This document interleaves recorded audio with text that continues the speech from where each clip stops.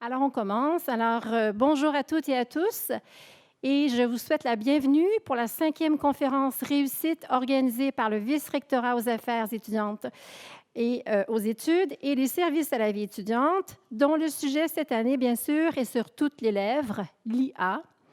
Alors, vers une réussite augmentée, réflexion sur l'IA, aujourd'hui donc, et la transformation des pratiques à l'université. Merci d'avoir choisi d'être avec nous aujourd'hui. Alors, je me présente, Hélène Charette. Je suis conseillère à la réussite en soutien aux facultés, au service à la vie étudiante à l'Université de Montréal. Et j'ai le plaisir d'animer cet événement dans la discussion qui aura lieu avec nos étudiants et étudiantes, que nous avons le plaisir d'avoir avec nous aujourd'hui, qui aura lieu après la conférence principale, dont le conférencier va vous être présenté dans quelques instants. Alors, sachez que vers la fin, vers les 15 dernières minutes, mes collègues des services à la vie étudiante, des bibliothèques et du Centre de pédagogie universitaire viendront vous présenter leurs services pour vraiment vous accompagner dans toute cette transition que nous vivons en regard de l'IA. Alors, durant ces 2 heures, nous vous encourageons à participer à la conférence. Il y a 2 micros dans la salle pour celles et ceux qui sont en présence. Et pour les autres qui sont à distance, mon collègue Luc Bernier prendra les questions, les commentaires en ligne. Comme je le mentionne, je ne sais pas si je l'ai mentionné, mais je l'ai mentionné aux autres ici tantôt. Vous êtes très nombreux en ligne, donc n'hésitez tout de même pas à écrire vos questions. Là, on va faire ce qu'on peut, donc qui ne risque rien à rien. Donc, écrivez vos questions, mais soyez quand même indulgents envers nous parce qu'on n'arrivera pas vraiment à répondre à tout. Avant de commencer, nous avons encore une fois cette année le bonheur d'avoir avec nous Mme Pascale Lefrançois, vice-rectrice principale aux affaires étudiantes et aux études, qui va venir vous souhaiter la bienvenue et nous présenter le conférencier d'aujourd'hui. Je vous cède la parole.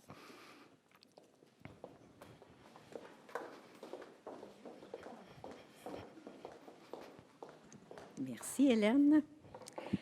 Alors, chers membres de la communauté de l'Université de Montréal, bienvenue à cette conférence sur l'intelligence artificielle et la transformation des pratiques. Je vous remercie sincèrement de votre présence, comme on le disait, ici en personne au Campus 1000 ou à distance, l'un ou l'autre, pour cet événement dont nous faisons maintenant une tradition. Alors, quoi de mieux qu'une conférence inspirante en cette période de novembre, parfois un peu tristounette, mais qui va certainement nous égayer ce soir. Ceux d'entre vous qui font partie de nos habitués, oui, il y en a des habitués et des fidèles, étaient peut-être avec nous au colloque sur la réussite en avril dernier. Nous y avions abordé les effets du numérique sur la compétence de nos étudiants. Alors, vous allez constater qu'avec notre thème de ce soir, on peut dire que nous avons de la suite dans les idées. Cet automne, ChatGPT souffle 3 bougies. Et oui, 3 bougies. Lorsque l'IA générative grand public a fait son apparition dans nos vies, on ne parlait que d'elle. Bien, force est de constater que 3 ans plus tard, nous n'avons pas vraiment changé de sujet. Mais ce que nous disons de l'IA a quelque peu évolué. Heureusement, je dirais. D'une attitude méfiante et défensive, nous sommes passés à une posture plus sereine, plus réfléchie. Je dirais même curieuse. En tout cas, pour ma part, je suis toujours curieuse. Bien sûr, on se rappelle que l'IA pose toutes sortes d'enjeux éthiques qu'on doit quand même aborder avec lucidité et esprit critique. Mais on découvre de plus en plus qu'utilisée à bon escient, elle peut nous décharger de tâches machinales, elle peut alléger notre esprit pour qu'il puisse penser plus profondément, créer plus librement. Ce soir, nous allons parler de réussite étudiante. Ce qui est vrai pour nous en général devrait l'être pour nos étudiants en particulier. Utilisée à bon escient, l'IA pourrait-elle être autre chose qu'une tentation au plagiat, mais plutôt un soutien à l'apprentissage? L'IA peut-elle être porteuse de réussite augmentée? Eh bien, c'est ce dont nous allons discuter ce soir en compagnie des principaux intéressés, nos étudiants, dont nous avons une fort belle brochette et que j'ai bien hâte d'entendre.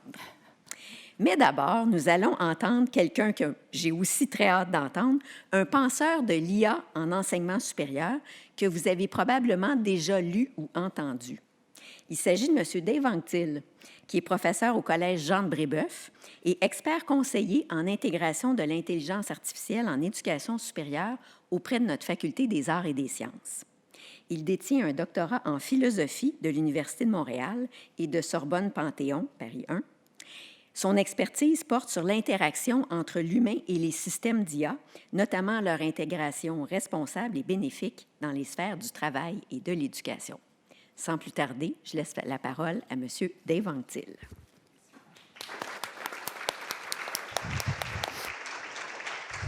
Merci.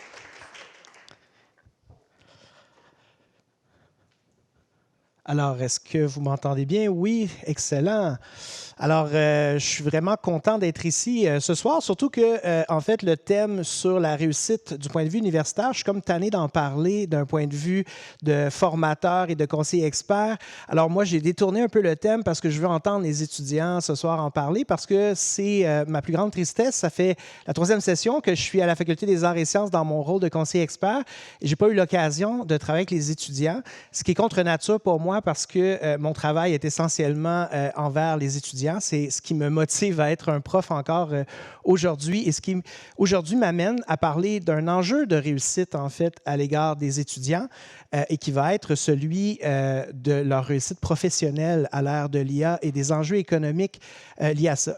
Désolé, je cherchais ma petite manette discrètement pour pouvoir mettre mes diapos. Alors, aujourd'hui, je vais parler dans un premier temps juste me dire où je dois pointer. Alors, je peux quand même parler en attendant. Alors, aujourd'hui, je vais faire une petite mise à jour sur l'évolution très rapide de l'intelligence artificielle. Effectivement, comme Mme la vice-rectrice l'a mentionné tout à l'heure, on souffle le 3e anniversaire de ChatGPT. Évidemment, l'IA générative existait bien avant ça. Je faisais des formations sur l'utilisation de logiciels en ligne d'écriture qui utilisaient GPT-2 et d'autres modèles de langage déjà au tournant des années 2019, 2020, 2021. Mais c'était relativement peu connu, hormis les étudiants qui aimaient ne pas écrire par eux-mêmes. Donc, c'était un domaine très pointu de la recherche, en fait, sur l'intégrité académique, de connaître justement les outils en ligne comme tels. Alors, pendant que mon PowerPoint se fait... je vois derrière. Alors, aujourd'hui, je voulais un petit peu orienter la discussion peut-être dans une directive qui m'apparaît encore plus urgente. Beaucoup de recherches sont sorties dans les derniers mois et c'est long de faire de la recherche sur les impacts économiques de l'intelligence artificielle. Vous avez probablement entendu parler des licenciements massifs qui ont été annoncés et qui ont été associés à l'intelligence artificielle. Alors, c'est une préoccupation qui est tellement grande pour moi, ce risque-là, que j'ai décidé même de réorienter un petit peu mes recherches après avoir contribué, disons, à la réflexion collective sur l'intégration bénéfique et responsable dans l'éducation et avoir aussi aidé certains secteurs du travail à pouvoir intégrer de manière bénéfique et responsable l'IA dans les fonctionnements du travail. Maintenant, je me penche avec notamment d'autres économistes sur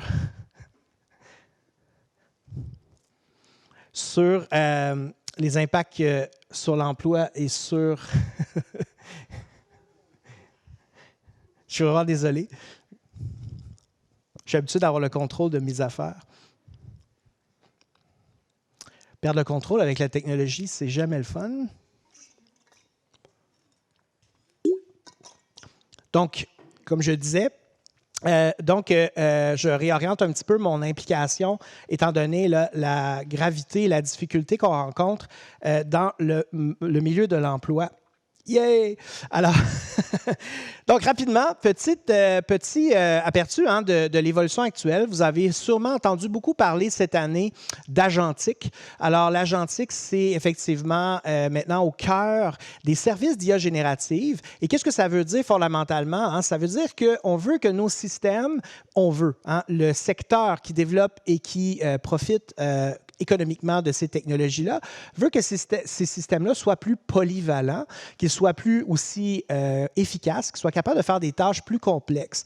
Donc, on est passé en 2021-2024 des robots conversationnels qui étaient amusants, divertissants, mais plus ou moins pertinents, Et des services, par exemple, de génération d'images, de génération de musique, de génération de prototypes de vidéos et tout ça. Donc, de produits spécialisés à des services d'IA qui sont plus polyvalents et qui sont capables de faire des tâches plus complexes. Alors, si vous êtes abonné à ChatGPT+, vous avez accès justement à des capacités qui n'étaient pas du tout possibles il y a seulement 1 an, des capacités d'analyse quantitative, des capacités de rédaction augmentée, de traitement contextuel élargi, de recherche approfondie sur Internet. Alors, recherche approfondie au sens, bien sûr, utilisé par le secteur des technologies, non pas de la recherche scientifique, mais de la recherche documentaire plus poussée et ainsi de suite.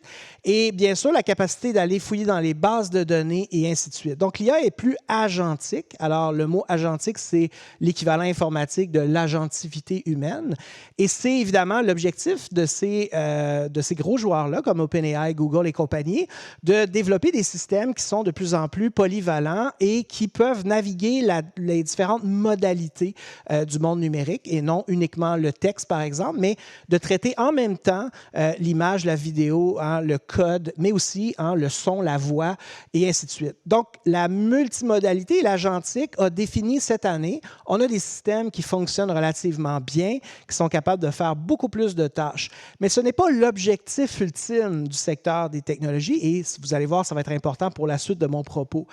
Ultimement, ce qu'ils veulent faire, ce sont des systèmes d'intelligence collective, c'est-à-dire plusieurs systèmes d'IA, dont certains sont spécialisés dans certains types de tâches, qui vont collaborer ensemble comme le ferait une équipe humaine.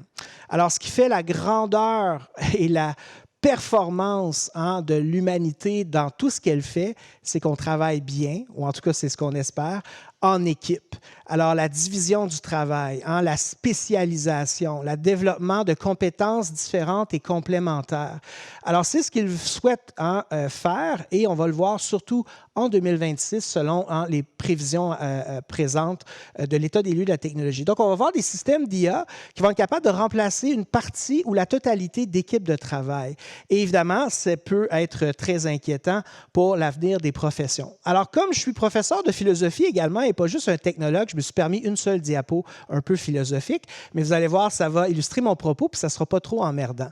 Alors, je pense que de plus en plus, on voit et on le ressent, l'IA, comme par exemple, certains philosophes comme Platon avaient vécu une technologie révolutionnaire de la connaissance qui est l'écriture.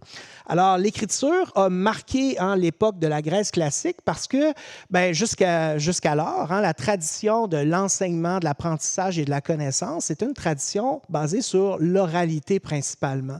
L'écriture servait de support mémoriel, notamment également pour écrire des lois et d'autres éléments comme tels, mais l'écriture n'était pas au centre de l'éducation, de la connaissance et du savoir. C'était vraiment l'interaction orale, l'oralité qui avait préséance comme telle. Et Platon réfléchit notamment à cette question-là dans un dialogue célèbre qui s'appelle le Phèdre, qu'il met en scène, comme le fait souvent Platon, avec un mythe qui met justement en scène le dieu Teut, le dieu égyptien du savoir, de la connaissance, de l'écriture notamment, qui raconte au roi Thammuz qu'il vient de donner à l'humanité l'écriture. Et ce passage est vraiment intéressant à cause notamment du concept de pharmacone qui a été très longtemps discuté par les philosophes, dont Jacques Derrida en France. Alors, je vous lis un petit peu ce passage-là qui est particulièrement, à mon avis, pertinent pour aujourd'hui. Alors, Teut, le dieu égyptien, dit au roi « Je donne aux Égyptiens l'écriture en cadeau, le remède, le pharmacone, que j'ai trouvé contre leur difficulté d'apprendre et de savoir. » Alors, ce qu'il faut savoir, c'est que pharmacone, en grec, comme drugs, en anglais, a un double sens. Il y a le sens d'un remède, mais aussi le sens potentiellement d'un poison, de quelque chose de nuisible. Donc, quand ça peut aider et ça peut nuire comme tel. Et c'est ce double sens-là que Platon exploite, évidemment. Alors, le roi Thammuz répond, pas du tout convaincu, « Il ne produira ce cadeau que l'oubli dans l'esprit de ceux qui apprennent, en leur faisant négliger la mémoire. » Tu donnes à tes disciples l'ombre du savoir et non le savoir lui-même. Ils seront donc ignorants et la fausse opinion qu'ils auront de leur science les rendra insupportables. Alors, c'est un passage qui est amusant aujourd'hui parce que, évidemment, l'éducation est centrée aujourd'hui sur l'écriture. Personne ne remettrait en question l'importance des livres, l'importance des articles scientifiques dans l'éducation et dans la connaissance. La technologie de l'écriture est un fondement littéralement civilisationnel. Elle permet l'intelligence collective et cumulative au fil du temps, la transmission et la discussion des savoirs, mais aussi la réfutation des savoirs qui sont dépassés, la méthode scientifique qui met à jour les connaissances et la méthode historique qui garde l'expérience du passé, ce qui évidemment est extrêmement riche et important pour notre rapport à la connaissance. Mais évidemment, l'écriture, effectivement, si on aborde un point de vue neuroscientifique contemporain, a un impact très important sur le cerveau et l'apprentissage. Elle externalise une partie de la connaissance parce qu'on sait qu'on a accès à des informations, on a accès à des outils cognitifs à l'extérieur de notre cerveau. Et donc, on n'a pas besoin de tout mémoriser. Uniquement de mémoriser ce qui est absolument essentiel pour travailler dans un univers cognitif particulier et qu'on peut ensuite, bien sûr, aller chercher ce qu'il nous faut. Par exemple, un juriste n'a pas à mémoriser le Code civil au complet, ce qui serait absolument terrible. Il peut tout simplement avoir une bonne connaissance du Code civil, mais surtout de savoir comment chercher dans le Code civil la législation qui est pertinente pour chaque affaire comme telle. Donc, cette externalisation d'une partie de notre cognition est absolument importante pour qu'on puisse focaliser sur ce qui est le plus important. Et donc, elle permet à l'être humain d'aller plus loin dans la connaissance. L'intelligence artificielle, bien sûr, fait-elle quelque chose de similaire? Alors, c'est le débat qu'on a, un débat scientifique, mais aussi un débat important en éducation. C'est quoi le coût du pharmacone que représente l'intelligence artificielle? C'est quoi le bon dosage qui fait que c'est bénéfique, mais que c'est pas, justement, ça ne devient pas un poison, comme plusieurs substances. C'est là que la métaphore du pharmacone me paraît intéressante. Mais il n'y a pas de réponse encore qui fait consensus. Parce que la réponse, évidemment, c'est « ça dépend ». Ça dépend du contexte de l'apprentissage. Alors, si un étudiant est en train au cégep d'apprendre à faire de la rédaction rationnelle dans son cours de philosophie, il doit apprendre à maîtriser la logique et le raisonnement, et ça va être un acquis qui va lui servir dans d'autres domaines de son parcours académique et professionnel. S'il est en train de lire des romans complexes en littérature, il va, bien entendu, acquérir également, il va se passer des choses dans son cerveau, des connexions synaptiques, des chemins synaptiques qui vont l'amener à développer son empathie, sa sensibilité, sa culture générale et ainsi de suite. Maintenant, l'intelligence artificielle, elle peut jouer toutes sortes de rôles. Elle peut faire à notre place un travail de physique, comme elle peut faire à notre place une dissertation en littérature ou en philosophie. Alors, si j'externalise cet effort-là, je le sais, neuroscientifiquement parlant, c'est très connu, les connexions synaptiques de l'apprentissage qui se retrouvent dans le cerveau ne se feront pas comme telles. Alors, est-ce que c'est simplement un cas comme Platon qui est un petit peu en train de se questionner sur cette nouvelle apparition de la technologie de l'écriture au centre de l'éducation? Est-ce qu'on s'énerve un peu trop? C'est un peu la réflexion que je veux amener aussi, c'est-à-dire qu'il faut être patient avant d'arriver à des conclusions définitives. Il faut être prudent, mais il ne faut pas sauter immédiatement aux conclusions. Et ce qu'on voit présentement, et je l'ai vécu, j'ai fait des tournées dans les collèges et universités où j'ai parlé à beaucoup de profs, il y a beaucoup de polarisation sur la question de l'intelligence artificielle. C'est comme si les gens sentaient le besoin de trouver leur camp. Je suis un technophobe ou je suis un technophile. Je suis contre l'IA, c'est l'abomination, comme le roi Tamus.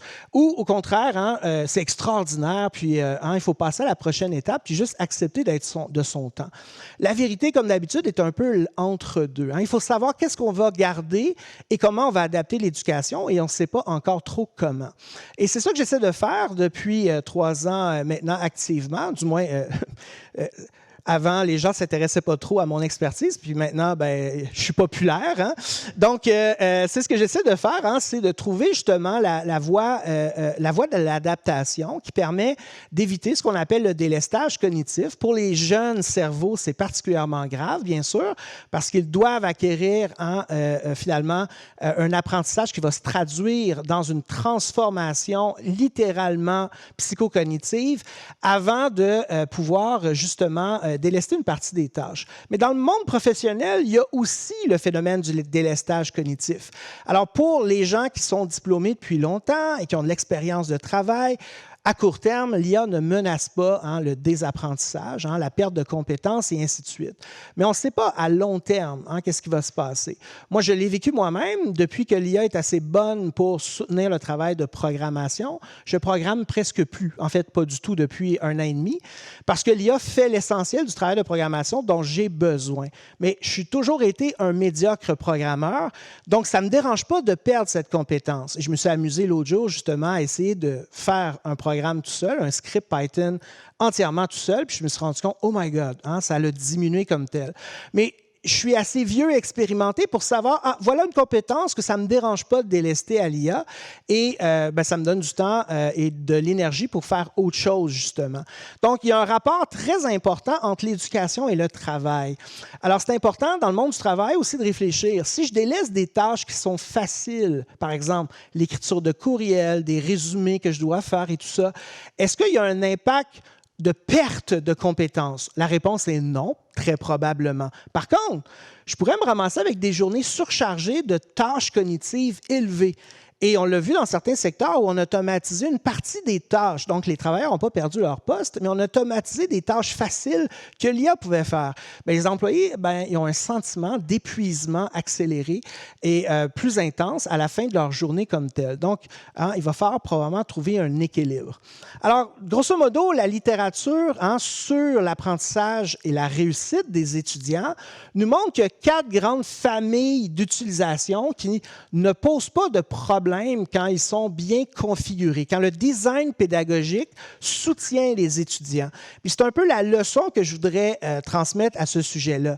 C'est-à-dire que lorsque les étudiants utilisent l'IA pour soutenir leur apprentissage, mais qu'ils ne délestent pas entièrement les tâches à l'IA comme telle, ça permet de faire des gains d'apprentissage. Ça permet aussi de diminuer l'anxiété des étudiants. Ça permet de les incapaciter et de réduire les inégalités des chances dans le monde de l'éducation, notamment pour des étudiants qui ont des trajectoires et des parcours atypiques, des étudiants qui ont des situations d'handicap, des étudiants qui ont des situations linguistiques qui les bloquent justement dans leur processus d'apprentissage, et ainsi de suite.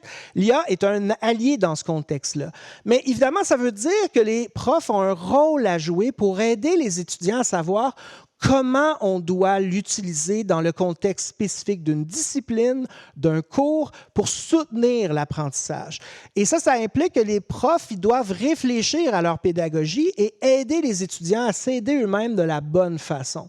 Donc, c'est clair que si un étudiant doit faire une recherche et une rédaction, un format classique de l'évaluation, et que le prof ne donne aucune consigne sur l'utilisation de l'IA, il y a des étudiants qui vont tout faire par eux-mêmes, il y a des étudiants qui vont faire tout par l'IA, puis il y a des étudiants qui vont essayer de voir entre les deux comment ils peuvent intégrer l'IA pour le faire plus rapidement, efficacement, avoir une meilleure note et ainsi de suite. Alors, donc, il y a 4 grandes familles. D'abord, l'IA est un excellent outil de tutorat. Une des raisons, c'est que la rétroaction est immédiate.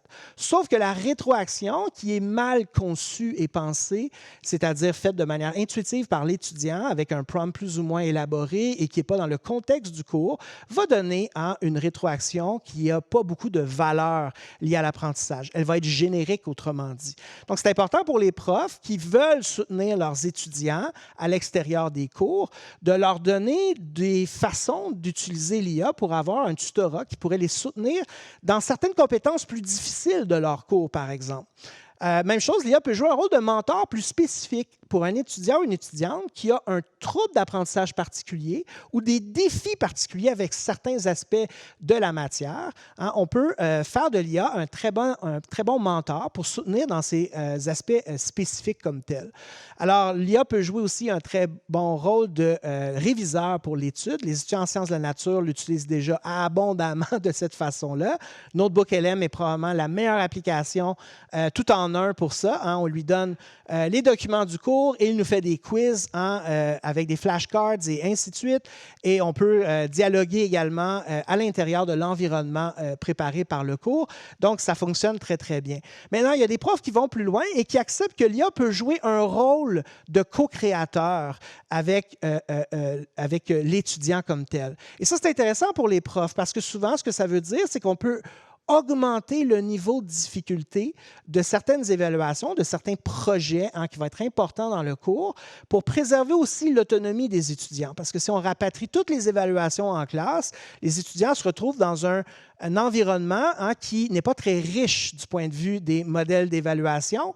Et bien, un environnement appauvri d'évaluation, c'est aussi un environnement cognitif appauvri comme tel.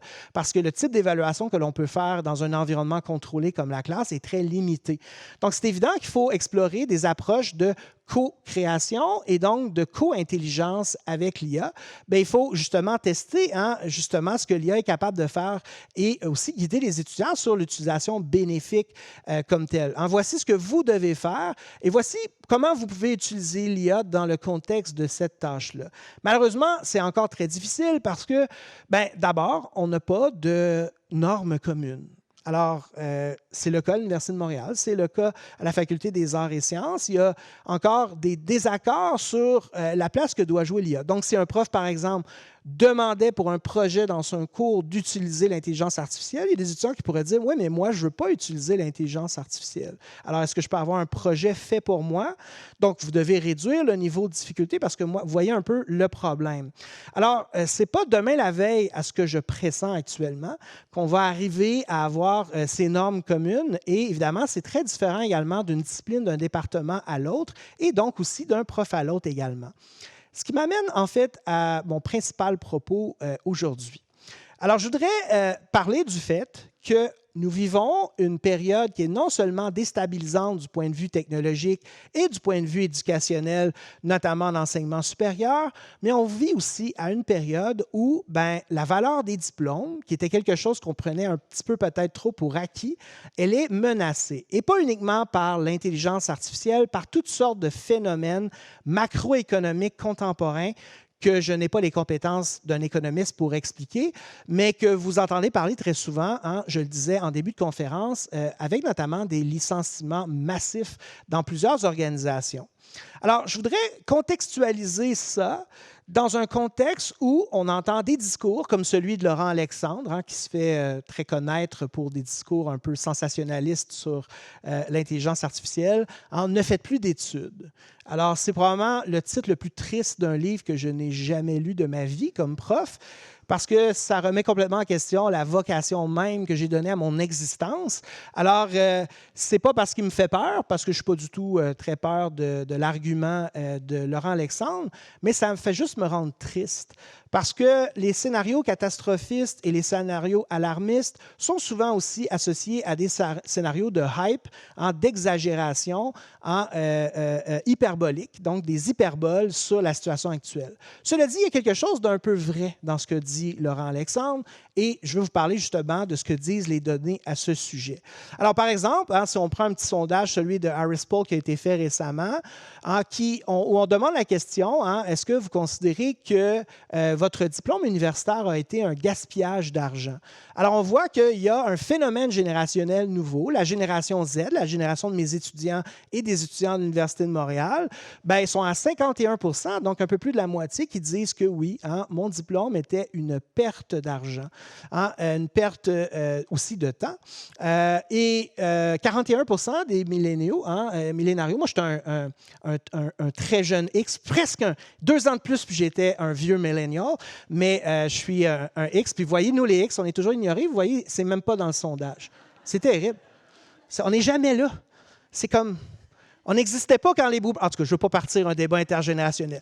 Les boomers, 20 %. Alors, la diplomation et l'importance de l'éducation supérieure a été au centre du grand projet de société, notamment au Québec, autour de la Révolution tranquille. Ça a été extrêmement important. Et de plus en plus, les jeunes d'aujourd'hui ne voient plus la réalité comme on l'a vécu autrefois, c'est-à-dire que la diplomation permettait réellement d'accéder à une belle carrière pour réaliser sa vie comme telle. Alors, je pense que cette génération-là a en partie raison, comme Laurent Alexandre, mais en partie tort également. Donc, la génération Z fait face à un défi professionnel historique. La valeur économique des diplômes d'études supérieures diminue rapidement. Je reçois à toutes les semaines, presque à toutes les semaines, sauf l'été, heureusement, des demandes de la part d'organisations, je parle d'entreprises privées, qui veulent faire passer leurs propres examens à leurs étudiants parce qu'ils disent qu'ils ne font plus confiance aux compétences qui sont certifiées par les diplômes universitaires et même certains qui voudraient embaucher des étudiants plus jeunes et les former eux-mêmes, les certifier localement et ils veulent m'engager avec beaucoup d'argent, beaucoup plus que j'en gagne, pour que je les aide à faire ça. Parce que, évidemment, j'ai une expertise à la fois comme prof et chercheur pour le faire et bien sûr, ils veulent que les aptitudes en intelligence artificielle figurent au centre de ces capacités-là. Évidemment, je dis toujours non parce que, encore une fois, ça contredit tout ce que je suis. Je pense que l'éducation doit se réinventer pour soutenir les jeunes parce que, The Scariest Chart Online, vous avez peut-être vu cette image qui est basée sur des vraies données que j'ai revérifiées et que d'autres ont revérifiées aussi. On est dans une conjoncture historique absolument folle et sans précédent et qui va me permettre de contextualiser ce que je suis en train de dire. Les actions boursières liées à l'IA ont représenté 75 % des rendements du S&P 500 depuis la sortie de ChatGPT en novembre 2022. Mais c'est aussi accompagné par une baisse de 30 % dans la création de nouveaux emplois. Alors, c'est une réalité qui est très différente du passé, où on a vu qu'il y avait quand même une cohérence, des corrélations assez fortes, ça c'est la période de la pandémie, entre la croissance économique et la croissance de l'emploi. Alors, est-ce que c'est une rupture historique? Je ne sais pas encore, bien sûr, on n'a pas assez de temps. Mais il y a d'autres choses qui sont inquiétantes. Alors, j'ai fait ici, dans ce petit tableau, j'ai réuni les 20 principales annonces de suppression massive d'emplois seulement aux États-Unis et en Europe, qui étaient de 1000 emplois et plus et qui étaient explicitement associés à l'intelligence artificielle, à l'automatisation des tâches. Et comme vous voyez, ça fait beaucoup. Et entre le début de l'année et le milieu de l'année et la fin de l'année, les chiffres commencent à croître comme tels. Est-ce que ça va être de vraies suppressions dans l'ensemble? Est-ce que c'est des réorganisations et des rationalisations? Est-ce que l'IA peut vraiment occuper tous ces postes-là? Je ne le sais pas, on ne le sait pas. Il y a beaucoup de débats et de désaccords là-dessus. Mais une chose est certaine, il y a une précarisation. Alors, il a commencé aussi à y avoir certains rapports et études très sérieuses sur la question. Et je vous recommande celle-là si vous voulez bien comprendre ce qui se passe. No Country for Young Grads, très bon titre d'ailleurs pour ceux qui voient la référence.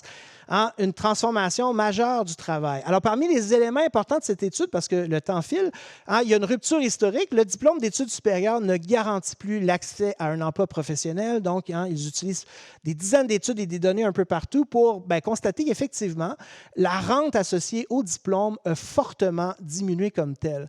En 2023, c'est les dernières données disponibles, 52 % des nouveaux diplômés aux États-Unis occupaient un emploi ne nécessitant pas de diplôme. Donc, les diplômés, la moitié travaillent dans un secteur où leur poste ne nécessitait pas un diplôme universitaire. Et en particulier, les secteurs des technologies, de la finance, des services professionnels affichent, comme je le montrais tout à l'heure avec The Scariest Chart Online, une croissance du PIB sans croissance de l'emploi. Et donc, il y a une décorrélation durable entre la croissance économique et l'embauche qui crée une économie à haute productivité et à faible emploi.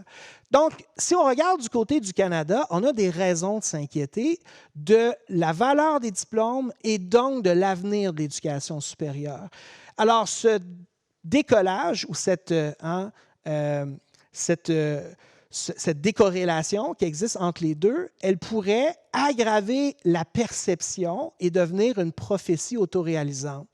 qui est, à mon avis, terrible. Alors, je vais juste regarder ce dernier tableau-là avec vous pour finir ce que j'ai à dire là-dessus. Ce que vous voyez ici, donc, depuis 2022, hein, en orange, le nombre de postes pour les nouveaux diplômés, chou, a chuté de manière importante. Bien sûr, une grosse partie de ça s'explique sans doute par la guerre économique que nous livre notre cher voisin Donald Trump, mais il y a aussi le facteur de l'automatisation. J'ai discuté moi-même avec des organisations qui sont dans une stratégie d'attente et de reconfiguration possible. Ils ne veulent pas embaucher tout de suite parce qu'ils pensent que l'intelligence artificielle va être capable de répondre à leurs besoins de personnel dans certains cas. Et donc, ils vont être beaucoup plus prudents au niveau de l'embauche, l'incertitude économique, évidemment, n'aidant pas. Mais on voit que, par ailleurs, il continue à y avoir une augmentation de la diplomation, ce qui est, à mon avis, une chose très importante. Pourquoi c'est très important? Parce que, présentement, le phénomène que l'on constate, j'en parlais tout à l'heure sur la certification professionnelle, c'est une sous-professionnalisation de la compétence centrale et le monopole que devraient avoir les collèges et les universités au Québec de véritablement certifier les compétences. Il y a une quantité phénoménale de nouvelles entreprises qui font des formations bidons et qui donnent des certifications, à mon avis, à valeur extrêmement inégale et sans avoir non plus d'encadrement législatif très restreint, aussi exigeant que ceux qui sont les nôtres, qui font de l'argent en vendant l'illusion qu'ils peuvent certifier des compétences et des connaissances rapidement, efficacement, à distance, avec aucune espèce de vérification réelle de savoir si les formateurs sont d'abord qualifiés et ensuite que leurs modes d'évaluation sont recommandés et recommandables pour ça. Donc, par contre, la réalité de la perception pour la nouvelle génération est la suivante. Je vous recommande ce rapport-là si la question vous intéresse. 65% des aides avec au moins un diplôme universitaire expriment une crainte de devenir obsolète. C'est le fameux thème du FOBO, Fear of Being Obsolete. 88% estiment que l'apprentissage continu est devenu essentiel. Yay! Je suis d'accord avec eux, mais malheureusement, ce n'est pas l'apprentissage continu auquel ils pensent. 72% détiennent déjà une certification de compétences distincte de leur diplôme universitaire. 86% déclarent que certifier leurs compétences est devenu nécessaire sur le marché du travail et 80% anticipent que d'ici 2035, la preuve de compétences aura autant de valeur que un diplôme universitaire. Si c'est le cas, je n'irai pas chez le médecin en 2035. Je vais être absolument terrifié d'embaucher un avocat. Évidemment, il y a des professions qui sont protégées contre ces fausses certifications-là. Mais évidemment, il y a énormément d'aspects du marché du travail où on n'a pas un statut, un rôle professionnel protégé avec un ordre professionnel qui va garantir justement l'intérêt public et évidemment la validité des compétences et des connaissances des personnes comme telles. Mais la perception m'inquiète beaucoup et il y a de gros secteurs de l'économie qui sont affectés justement par cette concurrence déloyale qui vient du secteur de la certification comme tel. Alors, ça m'amène évidemment au thème principal dont je voulais parler. Qu'est-ce que ça veut dire réussir à l'ère de l'IA? Moi, je suis toujours à la fois un réaliste et un idéaliste, donc je suis toujours entre les deux, là, c'est vraiment fatigant. Et donc, comme réaliste, vous l'avez vu, la conjoncture est vraiment pas favorable pour la réussite en lien avec la diplomation et les perceptions vont être aggravées par la montée de l'intelligence artificielle. Alors, beaucoup d'employeurs pourraient penser que, je vais faire comme Palantir. Je ne sais pas si vous avez entendu parler de Palantir. Palantir, cette société de technologie très, très, très, très, très proche du gouvernement Trump actuellement, qui se spécialise dans la surveillance et dans l'analyse massive et stratégique de données, a dit qu'ils ne veulent plus embaucher d'universitaires, sauf les ingénieurs en machine learning. Sauf les juristes. En tout cas, c'est faux. Évidemment, ils continuent à embaucher des diplômés universitaires. Mais Palantir a dit que pour l'avenir, ils veulent former sur place leurs propres employés. Donc, ils veulent prendre des jeunes, leur faire passer des tests psychométriques pour voir s'ils ont un génie potentiel et en faire des palantiriens. Hein? I kid you not. Alors, des palantiriens, ça veut dire quoi? Ça veut dire des gens qui vont être brainwashés, hein, à considérer que M. Karp, le PDG de l'entreprise, est un demi-dieu sur Terre et que tout ce que fait l'entreprise est extraordinaire et bien entendu qu'ils vont apprendre uniquement ce qui est utile à l'entreprise et quand l'entreprise n'aura plus besoin d'eux, hein? Alors, évidemment, si on se concentre sur les facteurs de marché, ce que désirent les entreprises n'a rien à voir avec une conception de « on va faire mieux que les universités ». Ils n'ont pas l'intérêt des jeunes à cœur, ils ont un seul intérêt légalement qui les contraint, c'est d'augmenter leur marge de profit. Et bien entendu, je ne vous apprends rien à cet égard-là. Mais les discours vont dans cette direction-là. Les discours vont dans la direction que l'avenir appartient aux grandes entreprises qui vont libérer la jeunesse du lourd fardeau de devoir apprendre des choses qui ne sont pas immédiatement utiles et applicables à leur emploi. Alors, ce qu'il faut faire pour défendre les diplômes, c'est de défendre, en fait, le fait que la formation collégiale et universitaire, l'enseignement supérieur, ne forme pas uniquement des rouages dans une machine, mais des êtres humains polyvalents, des êtres humains qui ont des connaissances élargies et surtout qui ont appris à apprendre, hein, ce qu'on appelle notamment la métacognition comme telle. Donc oui, il faut savoir utiliser l'IA de manière professionnelle et il faut donc transmettre cet apprentissage-là à nos étudiants. Donc, il faut que nos étudiants, quand ils finissent leur formation universitaire, hein, ils entrent sur le marché du travail, ils soient capables d'avoir une valeur ajoutée en étant des natifs du numérique et des natifs de l'intelligence artificielle contemporaine. Mais évidemment, l'intelligence artificielle ne va pas changer l'importance de l'intelligence humaine parce que l'intelligence artificielle, ce n'est que des nombres, ce n'est que des fonctions mathématiques. Ils ne vivent pas, ces systèmes-là, dans notre univers humain, dans notre univers physique, dans notre univers causal. Et c'est pour ça que ChatGPT peut recommander à des gens de mettre du cyanure dans un café pour soigner des douleurs quelconques. Alors, pourquoi? Parce qu'il n'y a pas la compréhension réelle de ce que ça veut dire. Ça ne veut pas dire que ce sont des systèmes inutiles ou stupides. Ils sont capables de faire des choses importantes qui vont changer la trajectoire de notre évolution, mais évidemment, ce ne sont pas des humains. Et donc, faire une technologie et une éducation qui est humaine à l'égard des technologies, ça nous amène aussi au deuxième point.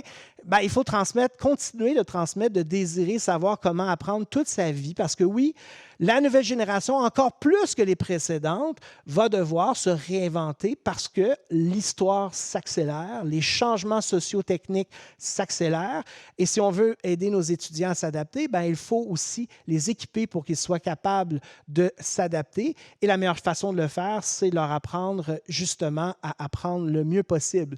Donc, il faut qu'ils apprennent aussi à désirer et savoir comment s'engager pour construire une nouvelle société à l'ère de l'intelligence artificielle, parce que présentement, ça ne va pas dans la bonne direction. Donc, ils doivent être des acteurs de changement et donc, on doit faire de l'intelligence artificielle une question politique. Qu'est-ce qu'on veut en faire? Est-ce qu'on veut juste laisser continuer le marché, hein? Les mises à la porte massive et le remplacement des tâches humaines par l'automatisation? On veut en faire un projet de société pour que l'IA soit justement un élément qui protège ce que nous sommes. Alors, conclusion, hein, un vaste chantier pour l'éducation, hein, quelques éléments d'orientation stratégique à l'ère de l'IA pour parler de réussite. Alors, si on veut parler de réussite, on doit parler de réussite à une époque sans précédent de grands changements. Et il faut aussi apprendre à savoir comment protéger la valeur de nos diplômes, notamment être très critique à l'égard de tous ces discours hyperboliques dont je parlais tout à l'heure. En capaciter nos étudiants avec la technologie, développer la métacognition, comme je le mentionnais, en plus des compétences et connaissances, développer la pensée critique et les compétences psychosociales, parce que l'IA est loin d'être capable de s'approcher de l'être humain de ce côté-là, et on va avoir besoin d'humains capables de pensée critique et surtout capables d'intelligence émotionnelle et de compréhension psychosociale complexe pour piloter des systèmes qui sont de manière inhérente, biaisés et inconsciente, et bien sûr des pédagogies centrées sur la résolution de problèmes et la créativité, parce que nos systèmes d'IA sont très limités dans leur pensée profonde, ils n'en ont pas réellement, et bien sûr dans la créativité elle-même. Ils peuvent nous aider à être plus créatifs, mais ils ne sont certainement pas capables eux-mêmes de savoir qu'est-ce qui est vraiment une œuvre, qu'est-ce qui est vraiment une innovation. Et pendant que madame me dit qu'il me reste 1 minute, je vous dis merci et je vous la donne pour discuter et répondre à vos questions. Merci beaucoup. Merci.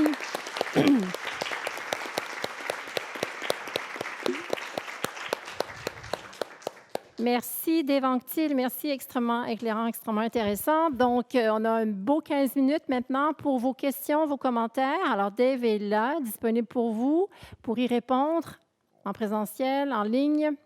Il y a 2 micros dans la salle, puis en présent. Oui, Luc. En ligne. C'est bon? Oui. Oui. Merci, tout d'abord. Commentaire très positif pour votre présentation.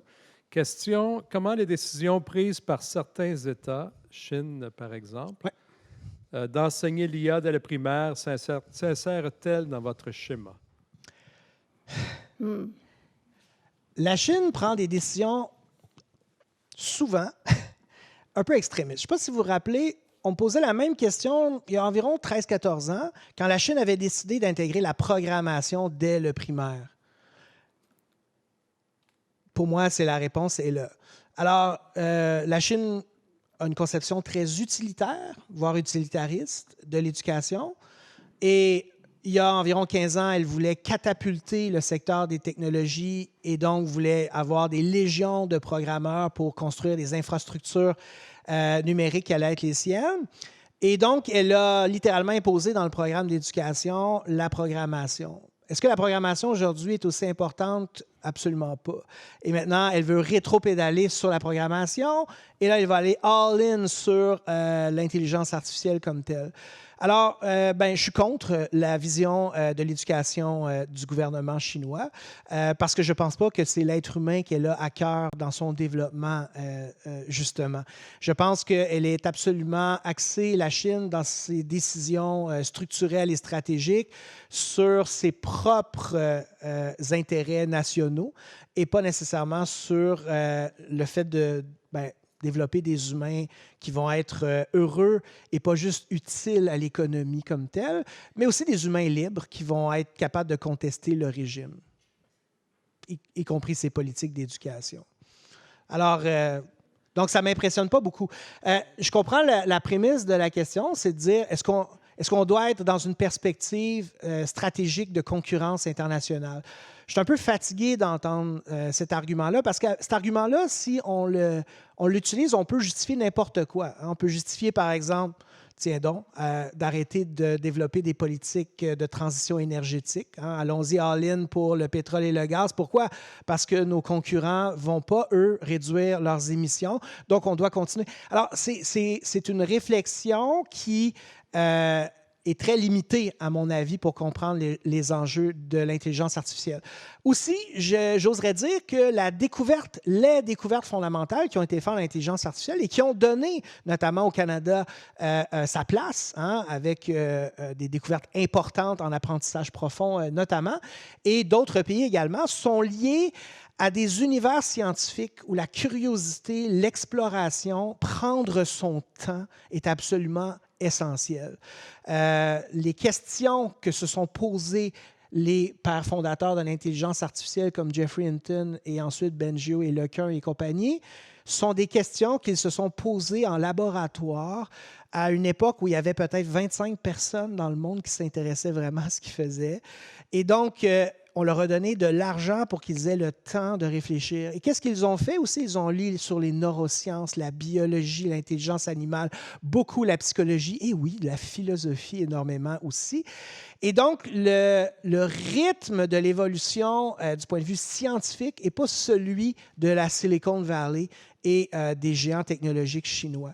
Alors, oui, ils peuvent s'empresser de construire des centres de données de la taille de l'île de Manhattan, I kid you not again, hein, c'est un des projets actuellement, mais ils n'ont pas les moyens réellement d'innover si on veut parler de la découverte scientifique qui permet de faire des sauts qualitatifs dans l'histoire des sciences et technologies comme telles. Donc, le modèle chinois ne me fait pas peur. Bien sûr, leur armée pourrait éventuellement nous faire peur, mais ça, c'est un autre débat.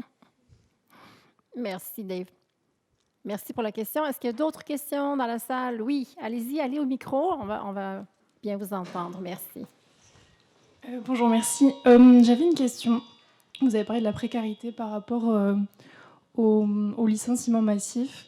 Il y a aussi tous les micro-travailleurs qui travaillent dans l'ombre de l'intelligence artificielle et qui n'ont pas de contrat de travail, où il n'y a pas de droit du travail. Je voulais savoir, et souvent ça peut être aussi d'ailleurs des gens qui sont diplômés, qui ne trouvent pas de travail dans leur domaine. Je voulais savoir ce que vous en pensez. Et voilà. Oui, vous parlez des travailleurs du clic, là, je comprends bien, qui ont participé au développement de l'intelligence artificielle générative comme telle. C'est de ça que vous parlez? Qui vérifient que l'intelligence artificielle ait des bonnes réponses.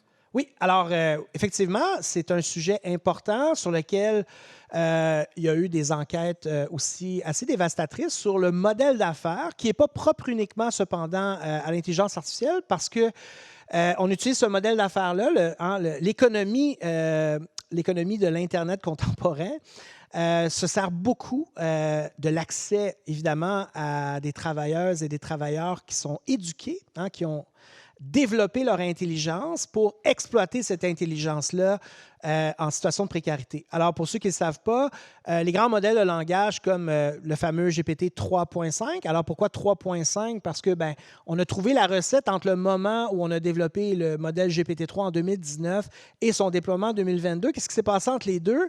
Il fallait trouver comment rendre un modèle qui avait plein de potentiel, mais qui était fou, hein, qui disait n'importe quoi, de le rendre cohérent, de le rendre pertinent. Et comment on le fait? On a utilisé l'apprentissage par renforcement avec rétroaction humaine. Et on pourrait penser que c'est quelques centaines de personnes qui ont interagi avec le modèle, qui ont envoyé des signaux pouce en l'air, pouce en bas. Non. Ça a été des millions d'heures réalisées par des milliers de personnes pendant des années pour être capable de corriger le modèle, d'y envoyer les signaux finalement pour qu'il soit capable de répondre à des questions. Mais plus que ça encore, où on a littéralement fait des scripts de questions avec des réponses pour renforcer la pertinence du modèle. Maintenant, c'est de l'exploitation, parce qu'évidemment, on va chercher ces travailleurs-là par des intermédiaires pour se protéger contre les poursuites et les atteintes à la réputation. Alors, par exemple, OpenAI, c'est ce qu'elle a fait. Elle a fait affaire avec des entreprises qui exploitent les travailleurs du clic dans des sociétés qui vivent des situations très difficiles. Le Venezuela étant un très bon exemple, par exemple, la crise économique que le pays a connue. Ça a été une source importante. Et dès que les travailleurs commencent à s'organiser syndicalement et de revendiquer des choses, on déménage tout simplement, on fait affaire avec un autre pays comme tel. La seule condition, c'est que les travailleurs maîtrisent l'anglais. Et tiens donc, l'anglais fait maintenant partie de l'enseignement supérieur partout. L'anglais est devenu la lingua franca du monde universitaire. Donc, on ne manque pas de travailleurs potentiels du clic un peu partout. Les choses ont cependant évolué un peu de ce côté-là, mais pas à cause que les sociétés sont devenues plus sensibles à ces enjeux-là. C'est vraiment à cause du fait qu'on a un peu moins besoin de l'apprentissage par renforcement réalisé par l'être humain aujourd'hui. Ce qui fait que c'est un peu l'objectif ultime, le vol des données. Donc, la violation des droits d'auteur d'un côté, l'exploitation des travailleurs du clic de l'autre, font de cette technologie-là une technologie de manière inhérente, problématique d'un point de vue éthique et politique et ainsi de suite. Ça, on est d'accord.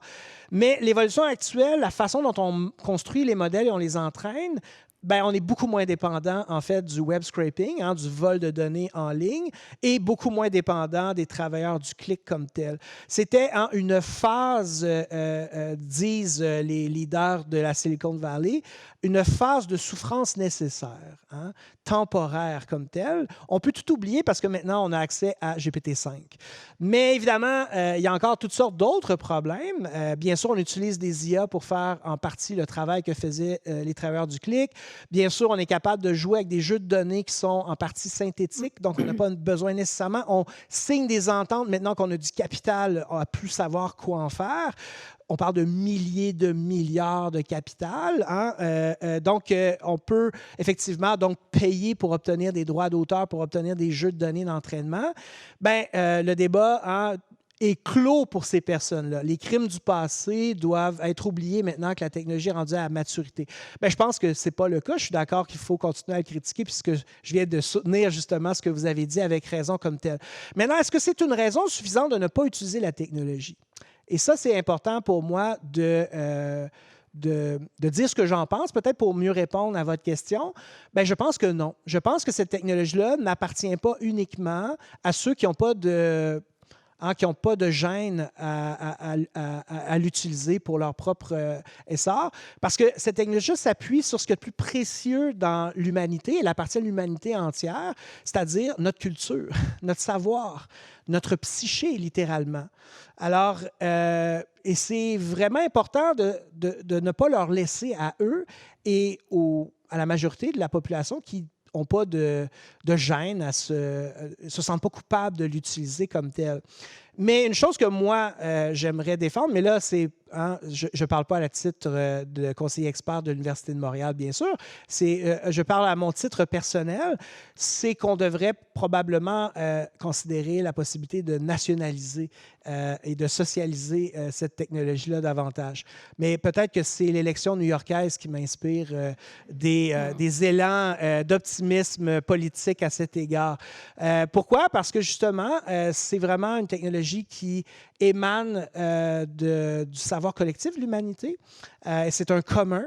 Et le fait qu'elle soit accaparée par un très petit nombre d'acteurs milliardaires, centimilliardaires, peut-être encore plus bientôt, m'apparaît absolument terrifiant. Donc, à titre de citoyen, personnellement, c'est ce que je voudrais. Je voudrais qu'on puisse décider d'utiliser notre technologie qui aurait été développée, qui serait distribuée dans des conditions qui n'impliquent pas le vol et l'exploitation, mais aussi sur lesquelles on aurait un droit de parole sur son comportement. Alors, notamment, on ne veut pas des technologies qui créent de l'addiction, de la compulsion. OpenAI a annoncé récemment que ChatGPT allait avoir une option érotique. Alors, moi, je suis content parce que j'ai fondé un domaine de recherche qui s'appelle les robotiques. Donc, OpenAI a juste conforté et confirmé mon domaine de recherche. On l'a juste fondé un peu trop tôt. En 2019, personne ne croyait à ça. Puis il dit réplica, c'est un phénomène marginal. Donc, mais évidemment, c'est évident. Pourquoi? Parce que l'être humain est un être sensuel et un être qui peut être facilement séduit. Et oui, ils veulent monétiser cette technologie-là parce que pour l'instant, ils perdent beaucoup d'argent. Donc, il y a des enjeux comme ça sur lesquels on n'a pas de contrôle parce que toutes les décisions sont prises par ces personnes-là au nom des intérêts de leurs actionnaires. Et donc, ouais. Je pense que ça fait partie des débats qu'on doit avoir et de la pensée critique dont je parlais. Oui. Alors, est-ce que être la position pour moi de la pureté, de dire moi, je ne touche pas à cette technologie-là, elle est sale, ne m'apparaît pas la bonne façon d'être éthique. Non, il faut apprendre à l'utiliser, puis même à l'utiliser contre les personnes les acteurs, à mon avis, qui sont problématiques. Mais ça, c'est mon point de vue de citoyen personnel comme tel. Merci, Dave. Oui, allez-y, monsieur, on vous écoute. Est-ce que vous avez des questions?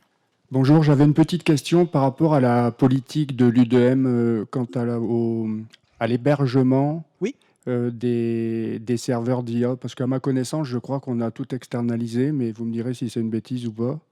Parce que quand on sait que toutes nos questions, toutes nos recherches, etc., finissent sur des serveurs nord-américains. Très bonne question. Alors, elle est longue à répondre, mais je vais essayer d'être très rapide et efficace. Si vous utilisez Copilot dans l'univers d'Office 365 de l'Université de Montréal, vos données sont protégées. Il n'y aura pas de captation de la part de Microsoft parce que ça fait partie des conditions de tout l'environnement de Microsoft. Donc, c'est les mêmes politiques qui s'appliquent avec Copilot dans l'environnement de votre Office 365 à l'intérieur de l'université. Par contre, si vous utilisez ChatGPT, si vous utilisez Gemini de Google, si vous utilisez donc d'autres applications externes à l'université, il n'y a aucune garantie de la protection, de la confidentialité de vos données. C'est votre contrat d'utilisateur qui détermine ces conditions-là. C'est-à-dire, par exemple, si vous payez un abonnement ChatGPT+, vous avez des options dans les paramètres pour contrôler la confidentialité, le partage et l'utilisation de vos données. Si vous ne payez pas, si vous avez un abonnement gratuit, 100% de ce que vous faites avec l'IA est capté et utilisé par OpenAI comme tel, y compris des données qui seraient confidentielles. Par exemple, un brouillon d'article ou un article fini, vous voulez juste corriger, par exemple, quelques fautes, OpenAI peut l'utiliser dans ses données d'entraînement comme tel. Donc, est-ce que les conditions d'utilisation d'un abonnement vous protègent réellement? C'est très difficile à dire parce que ce ne sont pas des législations canadiennes, ce sont des législations des États-Unis. Puis la Silicon Valley a toujours été très ouverte avec le fait de... plus ou moins respecter les conditions d'utilisation. Par contre, ce que je peux vous dire, c'est que si vous utilisez un service comme NotebookLM, votre niveau de protection est plus élevé parce que Google n'a aucun intérêt à faire de la captation de données. Elle veut juste que ce service-là gagne en popularité comme tel. Donc, les conditions de protection de vos données sont les mêmes que celles de votre Gmail si vous avez une adresse Gmail ou votre abonnement Workspace dans Google comme tel. Donc, c'est tout ce que je peux vous dire là, rapidement sur la question. C'est pour ça que si vous voulez vraiment utiliser l'IA avec un niveau de garantie à 100%, il y a deux possibilités. Soit que l'Université de Montréal, éventuellement, rendra disponible des robots conversationnels sur les serveurs de l'Université de Montréal et contrôlés dans l'environnement, ou, deuxième option, que vous installiez un modèle open source sur votre ordinateur si vous avez un bon GPU et que vous puissiez faire tourner ça. Mais évidemment, il va être beaucoup moins performant que ce qu'offrent les services d'IA génératifs comme Gemini et ChatGPT, par exemple. Merci, merci Dave. Alors, on a écoulé nos 15 minutes, Parfait. désolé. Alors, peut-être quand on va discuter avec nos étudiants, vous pourrez poser d'autres questions. Donc, Dave vient s'asseoir avec nous pour participer à notre discussion avec nos super étudiants et étudiantes qui ont accepté de venir vous parler de l'IA et de comment ils et elles utilisent l'IA dans leurs études. Alors, je vais vous les présenter. Alors, Marie Dillinger, vous juste levez la main pour que les gens, parce que franchement, c'est pas assez gros ce que j'ai fait ici. Donc, Marie Dillinger, étudiante au doctorat de la faculté de droit, qui est avec nous. Nicolas Dubuc, Henri Martel, Florence Leclerc, tous trois étudiants au baccalauréat en sciences biomédicales. Adolphe Yemtim, étudiant au doctorat à la faculté des arts et des sciences au département de sociologie. Isabelle Stéphane, étudiante au certificat en criminologie à l'Université de Montréal, tous des étudiants de l'Université de Montréal, bien sûr, et Maria Sommick, étudiante à la maîtrise professionnelle en santé publique à l'ESPOUM, également vice-présidente et présidente par intérim à l'Association étudiante de l'École de santé publique de l'UDM. Alors, moi, j'ai une question pour vous tout de suite. Quelles sont vos impressions? Est-ce que ce que Dave mentionne sur ce qui se passe dans le milieu du travail, est-ce que ça vous fait peur? Florence. On fonctionne? Ah, OK. Pour commencer, j'aimerais ça remercier M. Anctil. J'ai trouvé vraiment votre présentation pertinente. Puis ça amène vraiment des réflexions qui sont importantes. Puis je trouvais aussi que quand vous parliez du milieu du travail, ça résonnait beaucoup avec moi personnellement. Je suis au niveau du bac présentement. Puis c'est sûr que de voir l'évolution des emplois, surtout en début de carrière, ça donne pas envie de finir mes études au bac, pour être bien honnête. Donc, dans tous les cas, dans mon programme, généralement, c'est plus des emplois en recherche ou en santé vers lesquels on se dirige. Puis même dans ce contexte-là, ça fait un peu peur de voir notre parcours universitaire puis de voir aussi les emplois qu'on va avoir plus tard parce que à l'université, on n'utilise pas beaucoup l'intelligence artificielle, du moins pas dans nos cours. On peut l'utiliser par nous-mêmes, mais dans nos cours, on est moins encouragé à le faire. Donc, de passer plusieurs années sur les bancs d'école à ne pas utiliser ces technologies-là, puis de se dire qu'en arrivant dans notre futur emploi, on va devoir l'utiliser, on va devoir apprendre à utiliser cet outil-là, alors qu'on n'a jamais appris à réellement l'utiliser dans le contexte de nos études ou dans le contexte de notre domaine. Ça, c'est quelque chose qui peut faire peur, puis ça peut faire peur aussi de se dire que en tant qu'expert dans un domaine, si on continue nos études un peu plus loin, on ne pourra pas contribuer à évoluer l'intelligence artificielle dans ce domaine spécifique-là. Donc, je trouvais que ça résonnait beaucoup avec les inquiétudes qu'on peut avoir des fois en tant qu'étudiant par rapport au travail plus tard. Marie, est-ce qu'il faut encore faire des études? Est-ce que ton diplôme va avoir une valeur pour toi? Oups, ici ton micro. Tiens. Excusez. Vas-y. J'espère que oui. En fait, il y a une réflexion qui m'est venue quand Dave a dit qu'il y avait un certain cynisme envers les diplômes universitaires. Je trouve ça un peu hypocrite de la part de ceux qui utilisent le fait, qui disent que les diplômes ne permettent pas d'avoir des gens, de développer des compétences, alors que les entreprises, les personnes au pouvoir, les personnes dirigeantes qui acceptent ce genre de discours ne se gênent pas pour utiliser justement les expertises psychologiques et engineering, mécanique acquises dans les universités, que ce soit il y a quelques années ou que ce soit dans le passé. Donc voilà, c'est aussi pour dire ça. Et également, est-ce que c'est peut-être une sorte de question aussi, mais est-ce que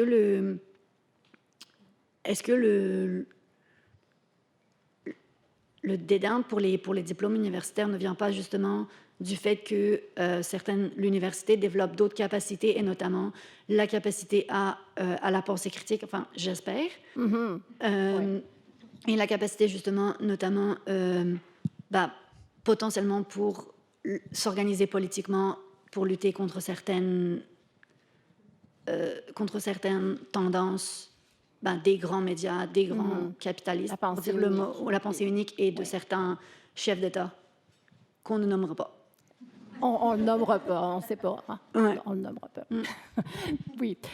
Écoutez, je vais vous demander maintenant à chacun d'entre vous, avec Marie, tu vas commencer si tu veux bien, expliquer aux gens, expliquer à ceux et celles qui vous écoutent en ce moment comment vous utilisez vraiment l'IA dans le cadre de vos études. Comment ça vous sert? Est-ce que c'est un médicament ou c'est un poison, comme Dave le mentionne pour vous? Est-ce qu'on peut nommer spécifiquement le type? Ah, tu peux nommer. OK. Je sais qu'on parle beaucoup de ChatGPT. Ouais. Moi, j'ai fait partie de ceux qui étaient un peu comme des enfants au début, qui sont sautés partout et qui commençaient à l'utiliser. Et je le trouvais très lent, très bête. En fait, je pense que c'était ChatGPT 3. Et il m'expliquait des choses que je savais déjà. C'était un petit peu bizarre. Fait que je me suis orientée vers d'autres types d'alternatives à ChatGPT. Et j'en avais surtout besoin dans le cadre de mes études universitaires pour notamment, j'ai un handicap visuel.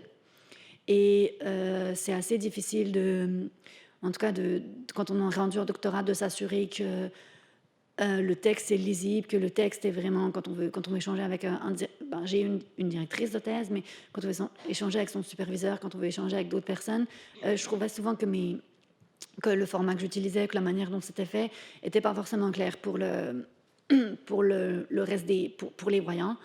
Fait que c'est comme ça que ça m'est apparu l'idée d'utiliser d'autres types d'intelligence artificielle, c'est ça. Ouais. Et j'utilisais déjà Grammarly. Oui, c'est ça. Toi, tu utilises Grammarly. J'utilise beaucoup Grammarly, et Grammarly précède ChatGPT, en fait, si je ne me trompe pas. Et donc, oui, continue. Donc, toi, tu l'utilises aussi pour des accommodements. C'est ça, pour les accommodements. Donc, j'ai négocié. Oui. Dans le cadre des accommodements raisonnables, j'ai obtenu la possibilité de l'utiliser comme appui à la rédaction de ma thèse, donc en toute transparence. Oui. Je le dis, que je l'utilise pour... En toute transparence, absolument. Oui. Donc, toi, ça t'aide vraiment beaucoup dans le cadre de tes études. Ça m'aide surtout dans le cadre de la rédaction. Je ne pense pas avoir... En tout cas, jusqu'à la rédaction de ma thèse, j'en ai pas eu besoin. Même les rédactions en undergrad, les rédactions en master's, j'en avais pas forcément eu besoin, mais seulement la longueur de la rédaction, la qualité qu'il faut obtenir de la rédaction, la qualité visuelle, la manière de placer, la manière de placer les notes de bas de page de manière pertinente. Il me faudrait plusieurs assistants humains, en fait. Donc, ça, c'est vraiment une grande aide. On va passer le micro à Nicolas. Simplement, quelques chiffres qui ont encore changé certainement aujourd'hui. On sait que 73% des étudiants et étudiantes qui sont à l'université utilisent l'IA. 93% d'entre elles et d'entre eux, c'est ChatGPT qui est vraiment utilisé. Et 13% seulement ne l'utilisent pas, l'IA, parce qu'ils ne savent pas comment l'utiliser. Mais ce n'est pas ton cas, Nicolas. Non. Je m'en sers relativement beaucoup. Mais je pense, moi, au niveau, c'est surtout pour de l'étude, pour mieux comprendre certains sujets. et aussi parfois m'aider dans le rapport de laboratoire, mais principalement, c'est un peu un assistant dans toutes les sphères de mon étude.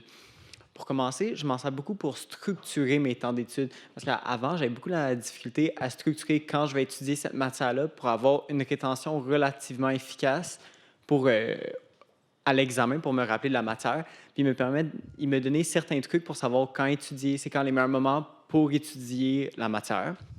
Mais je m'en sers aussi en tant que tel pour former tout ce qui est mon matériel d'études, que ce soit des questions à long développement ou des QCM, des flashcards. Je m'en sers beaucoup pour faire ça, à l'aide des notes que je prends ou avec l'autorisation du professeur pour prendre son PDF de notes de cours, ou sinon le manuel de référence du cours. Ça, c'est extrêmement utile pour moi. Puis comme il a dit précédemment, comme tuteur un peu, avec un retour de l'intelligence artificielle, je m'en sers principalement, moi, récemment, pour me faire des questions à développement, que là, je lui réponds à la question et il va me dire un peu où qu'il y a des trous dans mes connaissances, puis quelle matière je ne connais pas totalement encore, que ça me permet un peu de m'assurer que je connais l'entièreté de la matière. Puis en tant qu'étudiant au baccalauréat, présentement, je veux réussir, pour avoir des bonnes notes, mon objectif, c'est vraiment de tout connaître la matière, que ça me permet vraiment de m'assurer que je connais tout dans mes documents. C'est beaucoup, beaucoup utile. Et aussi, ça me permet beaucoup, avant un cours, de vulgariser un peu la matière. Que si on parle d'un certain sujet, je vais faire des recherches avec, que ce soit OpenAI, des modèles de OpenAI ou de Gemini, pour qu'ils me vulgarisent la matière et que je sois plus prêt avant le cours pour comprendre la matière. Parce que juste lire le PDF de notes de cours, parfois, on ne comprend pas tout ce que ça explique, on n'a pas encore nécessairement les connaissances pour le comprendre. Mais cette petite aide-là, permettre de vulgariser ces sujets-là qu'on ne comprend pas, ça aide énormément quand on arrive en classe pour comprendre ce que le professeur veut nous dire. Comme beaucoup de rétroaction, tu l'utilises comme un tuteur. Exact. Tu me disais aussi avoir cherché, je peux le dire, dans Google, parce qu'on s'est rencontrés avant. Oui. Donc, le guide de rédaction des choix de cours de l'Université de Montréal que tu as donné à l'IA, puis l'IA t'a aidé à faire d'autres questions. Ah oui, c'est vrai. Ça, une journée, je posais des questions à ChatGPT pour me faire des QCM, puis il m'a sorti un document qu'il a trouvé sur Google de rédaction de questions QCM de l'Université de Montréal. Honnêtement, je ne sais plus s'il est encore à jour, mais ça t'a aidé. Mais ça m'a aidé. Puis les questions, ils sont extrêmement similaires aux questions qu'on a en classe. Puis après, durant les périodes d'évaluation, honnêtement, c'est vrai que ça aide énormément. Parce que quand tu as fait une banque parfois je l'utilise beaucoup, puis quand tu as fait une banque de 250 à 1000 questions, après avoir fait 1000 questions sur un sujet en particulier, il y a un nombre maximal de façons de poser des questions que ça... Tu as mémorisé pas mal. Ça, tu finis par tout mémoriser les questions, puis c'est extrêmement utile rendu à l'évaluation pour avoir des bonnes notes. Mais ça se fait aussi poser en tant que tel. Est-ce qu'il faut changer les techniques d'évaluation? Oui, d'évaluation, parce que présentement, niveau purement mémorisation, avec l'intelligence... Mais tu fais de la mémorisation quand même. Oui, je fais quand même de la mémorisation, c'est sûr.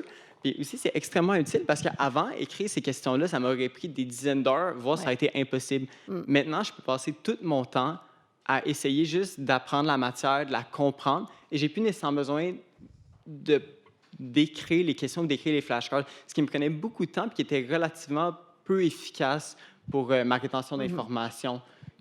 Voilà. Ouais. Dernière chose, avant de passer la parole à Henri, tu utilises aussi, je m'excuse, il faut que je le mentionne, parce que c'est toi qui m'as fait découvrir ça, le balado dans Notebook LM. Oui, alors, Notebook LM est très utilisé par les étudiants et étudiantes. Notebook LM, c'est de plus en plus utilisé, puis en plus, on en parle, et présentement, l'outil est gratuit pour 1 an, que c'est de plus en plus utile.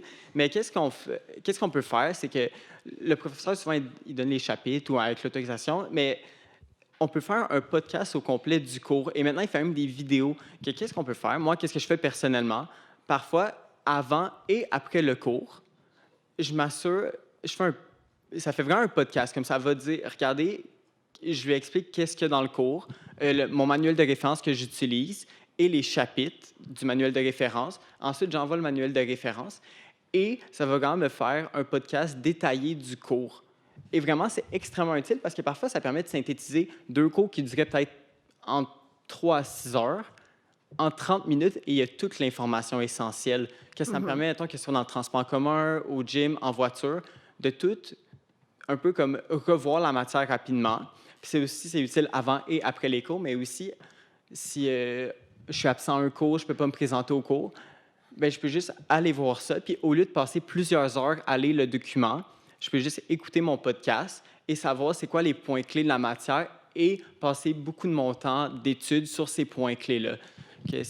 Personnellement, c'est extrêmement utile pour moi. Henri, tu es pas mal d'accord avec ça? Oui, alors, Oui. pardon. Oui, je suis très d'accord avec tous les points là, apportés par Nicolas. Moi, mon utilisation de l'IA, c'est beaucoup dans mon application de prise de notes qui se note Notability. Il y a une IA qui est native à cette application-là, qui fait beaucoup des mêmes choses que Nicolas a expliqué, donc avec ChatGPT. Donc, il va me créer des questions à choix multiples, des fill in the blanks aussi, ou qui peut aussi me faire des résumés assez succincts là, de mes cours, soit avant, que je peux lire avant mes cours, après mes cours, en révision, dans le transport en commun rapidement. Donc, c'est ça. Moi, c'est ça, il faudrait que je me mette à utiliser le balado de Notebook LM. Là. J'ai quand même beaucoup de transport à faire de temps en temps, donc c'est une option qui est assez attirante pour moi. Mais j'ai pas grand-chose à rajouter pour mon utilisation personnelle, à part que moi aussi, j'utilise beaucoup un peu comme un tuteur pour avoir de la rétroaction dans mes travaux écrits, beaucoup. Mes rédactions plus longues, souvent, je vais pas demander à ChatGPT de décrire pour moi, mais je vais soumettre, admettons, un brouillon de ma discussion ou dans un rapport, puis demander qu'est-ce que je pourrais améliorer, où sont les lacunes dans mes explications, qu'est-ce que je pourrais intégrer, qu'est-ce que je pourrais faire, qu'est-ce que je pourrais raccourcir. Donc, un sujet sur lequel je m'étends beaucoup trop longtemps, mais juste le rendre un peu plus concis, puis que ce soit plus digestible, donc que ce soit plus facilement lisable par la communauté étudiante ou peu importe. Là. Donc, c'est beaucoup ça, mon utilisation, et aussi ChatGPT pour les questions plus à développement. Est-ce que vous utilisez Copilot de l'UDM dans la suite? Oui. Marie, tu l'utilises? On va passer le micro maintenant à Florence. Florence, est-ce que tu as d'autres choses à ajouter par rapport à tout ce qui a été dit jusqu'à maintenant? Oui, bien, dans le fond, effectivement, mon utilisation va ressembler beaucoup à l'utilisation de mes deux collègues qui sont dans le même programme que moi. Merci aussi à Nicolas qui m'a montré beaucoup d'utilisation de l'intelligence artificielle depuis qu'on est amis. Mais donc, effectivement, mon utilisation ressemble beaucoup à la leur, donc pour l'étude, mais aussi pour les travaux, justement. Pour les travaux aussi, je vais l'utiliser comme un premier correcteur. Donc, je vais lui envoyer mon travail. Je vais lui envoyer aussi les directives qu'on a eues pour faire le travail ou la grille de correction. Puis, je vais lui demander de me donner une note. Puis ensuite, de me donner des points à améliorer pour augmenter ma note. Donc, ça va me permettre après ça de justement bonifier mon travail ou le rendre plus similaire aux consignes, qui respectent davantage les consignes qui ont été données par mon professeur. Puis une autre utilisation que je vais faire aussi pour mes travaux, c'est je vais l'utiliser un peu comme un correcteur ou comme un peu on utiliserait Antidote. Donc, je vais demander à l'intelligence artificielle de corriger mes fautes et de mettre mes fautes en gras. Comme ça, à la main, ensuite, je vais pouvoir aller les corriger dans mon document. Donc, c'était peut-être juste le petit ajout là, que je pouvais faire là, sur mon utilisation. Ils sont bons, hein? Ils sont bons, ils sont bonnes, hein? Ils sont impressionnants. Alors oui, Adolphe, on t'écoute. Oui, merci. Juste dire, excusez-moi, si vous avez des questions à leur poser, n'hésitez pas là, à prendre le micro ou en ligne. Ils vont répondre. Hein? Vous allez répondre à leurs questions. Oui, dans le cadre de mon doctorat, je travaille sur le militantisme des femmes en situation de handicap pour leurs droits sexuels. Et donc, militantisme des femmes en situation de handicap, c'est un thème qui est sous-exploré. Et si on y ajoute la question des droits sexuels, c'est encore très limité. Et donc, j'ai eu beaucoup de mal à trouver des sources. Et oui, notamment ChatGPT m'a aidé à identifier certaines sources. Mais il faut dire aussi que il y a des embûches parce que souvent, ça va te proposer de faux titres vraiment qui reflètent vraiment ta question. Mais comme il y a une deuxième étape à tout, il faudrait aller sur les plateformes pour chercher l'ouvrage en question et puis se l'approprier. C'est là que je me suis rendu compte plein de fois que c'était de fausses pistes. Et aussi, souvent, ce sont des références anglophones. Et donc, parfois, il arrive que je ne comprenne pas certains passages et je m'en sers aussi pour les traductions et j'avoue que c'est très, très, très utile à ce niveau-là. Et ce que je voulais ajouter aussi, c'est... Vas-y. Oui, quand Marie elle parlait le fait que en fait ces promoteurs là soient un peu contre les diplômes et quelque part aussi parce qu'on est à l'ère de l'anti-intellectualisme et de la post-vérité et donc oui ces tendances existent vraiment. Oui, je pense que c'est un peu ce que j'avais à... Tu accordes une valeur à ton diplôme et aux études universitaires. Oui, et en même temps aussi, j'ai très peur. Souvent, quand j'utilise ChatGPT, je me dis que je suis en train de former mon futur remplaçant, peut-être. Oui. Voilà, c'est ça. Et aussi, il y avait la question sur la Chine. Oui. Une des questions portait sur la Chine. Et d'ailleurs, j'ai un ami justement qui s'intéressait à une période critique de l'histoire de la Chine. Et donc, il a posé cette question à l'intelligence artificielle développée par la Chine. Là. J'en ai oublié le nom. DeepSeek. Et donc, il a posé la question au logiciel qui a commencé à décrire vraiment cette situation problématique-là. Et à un certain moment, le logiciel a tout effacé. Et a dit, désolé, je n'ai pas le droit de parler de ça. Et puis, on peut changer de sujet. Oui, voilà. Ah oui. Super, merci Marie. Tu voulais réagir? Il a été un peu plus loin que ce que je voulais dire, donc ça va faire un peu plate ce que je dis en comparaison, mais j'ai eu cette expérience avec justement Copilot en fait. Donc c'est pas uniquement propre à des États, on va dire, qui sont connus pour leur censure. Notamment à chaque fois, je suis en droit pénal international pour vous donner du contexte, donc forcément, c'est pas des sujets gentils. Et notamment quand on écrit la situation palestinienne, Grammarly un peu moins, mais Copilot a tendance à changer quand on parle, il y a la question du génocide, et quand on dit génocide, il a tendance à écrire la situation ou le conflit entre Israël et la Palestine, comme si c'était les Leafs et les Canadiens qui s'affrontaient amicalement, etc. Donc, en fait, il y a aussi la chose qui rejoint le topic de cette soirée, que en fait, la liberté semble leur poser problème aussi, en fait. Absolument. Voilà. Merci. Oui, on continue avec Isabelle. Oui. Alors, moi, c'est quand même semblable à Lucas. Par contre, j'utilise Perplexity plus que ChatGPT. Alors, je lui donne mes notes de cours et je lui donne les objectifs du cours. Puis, j'explique un petit peu ça va être quoi mon examen, soit si c'est développement, question développement ou choix de réponse. Puis, il me pond des tests et je fais des tests et des tests et des tests qu'il me corrige par la suite et c'est absolument extraordinaire. Vraiment, j'ai des super bons résultats là, depuis que c'est merveilleux. Et oui, en fait, j'utilise Perplexity parce que je trouve que ChatGPT, il me jase beaucoup trop. Alors, il n'arrête pas de me poser des questions, puis j'ai de la difficulté à ne pas répondre, comme juste à couper. Il est tellement fin. Ben oui, c'est ça. Donc, avec Perplexity... dans ton sens. Oui. Puis avec Perplexity aussi, je trouve que les sources sont plus claires, quoique maintenant, je pense qu'on peut demander à ChatGPT de vraiment mettre les sources, mais bon. Alors, oui, c'est pas mal ça pour mon utilisation. C'est très efficace. Très efficace. Maria. Oui, merci. Moi, je rejoins beaucoup mes collègues, effectivement, dans mon utilisation de l'IA. Si je peux juste ajouter 2 petits points. Moi, par exemple, j'utilise l'IA pour me quizer sur des questions, sur des erreurs fréquentes des étudiantes dans les examens. Donc, je lui dis vraiment, voici, là, j'ai compris la matière, peux-tu me poser des questions que je sais qui sont des pièges souvent des examens? Et ça m'aide justement, premièrement, à confirmer que je ne tombe pas dans le piège. Et si je suis tombée dans le piège, ça m'aide à rectifier ma réponse. Donc, ça, c'est une utilisation. Et puis, une deuxième aussi, en santé publique, comme dans beaucoup de domaines, on a beaucoup d'articles à lire, on a beaucoup de mises à jour à faire. Et dans mes cours, c'est pas rare d'avoir une dizaine d'articles de 5, 10, 15 pages par semaine à lire, ce qui est assez difficile là, avec un emploi du temps chargé. Donc, j'utilise aussi l'IA pour me résumer les articles, me sortir les points clés à retenir. Et c'est vraiment très, très bien pour ensuite là, essayer de comprendre et de consolider l'information. Je vous posais une question avant. Est-ce que vous vous trouvez plus compétent avec l'IA? Est-ce que vous avez peur de perdre des compétences? Est-ce que Est-ce que vous sentez que vous apprenez davantage ou moins? Oui. Oui, Maria? Oui, si je peux ajouter sur ça, moi, en fait, ça me fait beaucoup de peine, justement, l'article ou le titre du livre qui dit, justement, « Ne faites pas d'études ». Ça me fait de la peine pour les futurs étudiants qui, possiblement, se posent la question, est-ce que ça vaut la peine pour moi d'aller à l'université ou pas?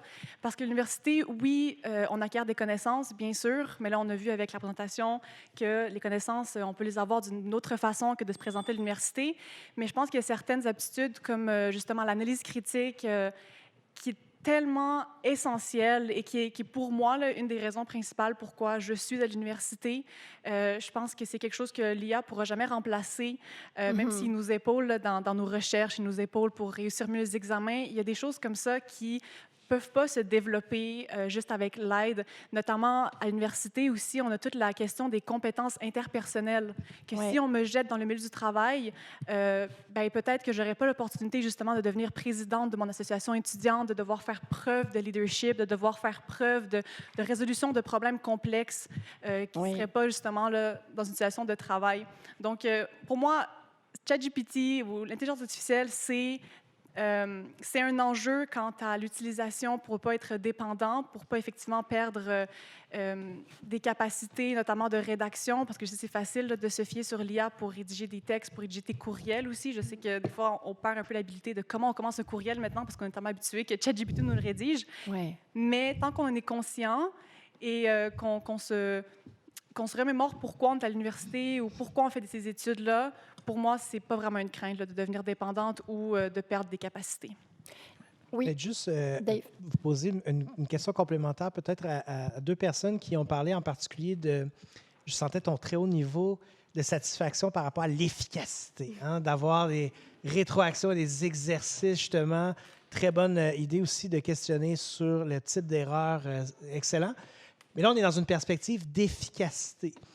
Et moi, je m'inquiète un peu comme chercheur sur la question et comme prof aussi, parce que ce qu'on voit présentement dans les études, c'est une baisse importante de ce qu'on appelle l'apprentissage approfondi.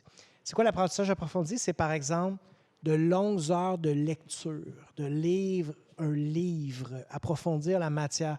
Moi, quand j'étais à l'université, on passait nos soirées à la bibliothèque. Littéralement, on sortait à 11 heures de l'université pour aller boire de la bière. Je veux dire, parce qu'on avait travaillé très fort, on avait soif. Mais on passait beaucoup de temps à lire et on le voit dans les études et je le vois, moi, dans mon enseignement, les étudiants sont absolument plus capables de lire, de la lecture approfondie. Et on parlait tout à l'heure, dans ma présentation, je rappelais que le livre était la plus puissante technologie de l'apprentissage. Puis il y a toutes sortes d'aspects de l'apprentissage que vous avez mentionnés qui m'apparaissent importants, mais je n'ai pas entendu, ça me permet de lire davantage. Ça me permet d'aller à la bibliothèque, prendre des livres ou les emprunter en ligne et de prendre du temps pour approfondir mes connaissances. Moi, c'est ça qui m'inquiète, j'aimerais vous entendre réagir à ça. On veut vous entendre là-dessus. Madame, je vous vois dans quelques instants. Je ne vous oublie pas. Qu'est-ce que vous répondez à ça, les étudiants? Vas-y, Nicolas. Moi, je peux répondre dans ma situation en tant qu'étudiant présentement. Lire puis approfondir les connaissances, ça serait intéressant sur le plan personnel. C'est quelque chose que j'aimerais faire, mieux connaître le sujet de qu'est-ce que j'apprends présentement dans mon bac.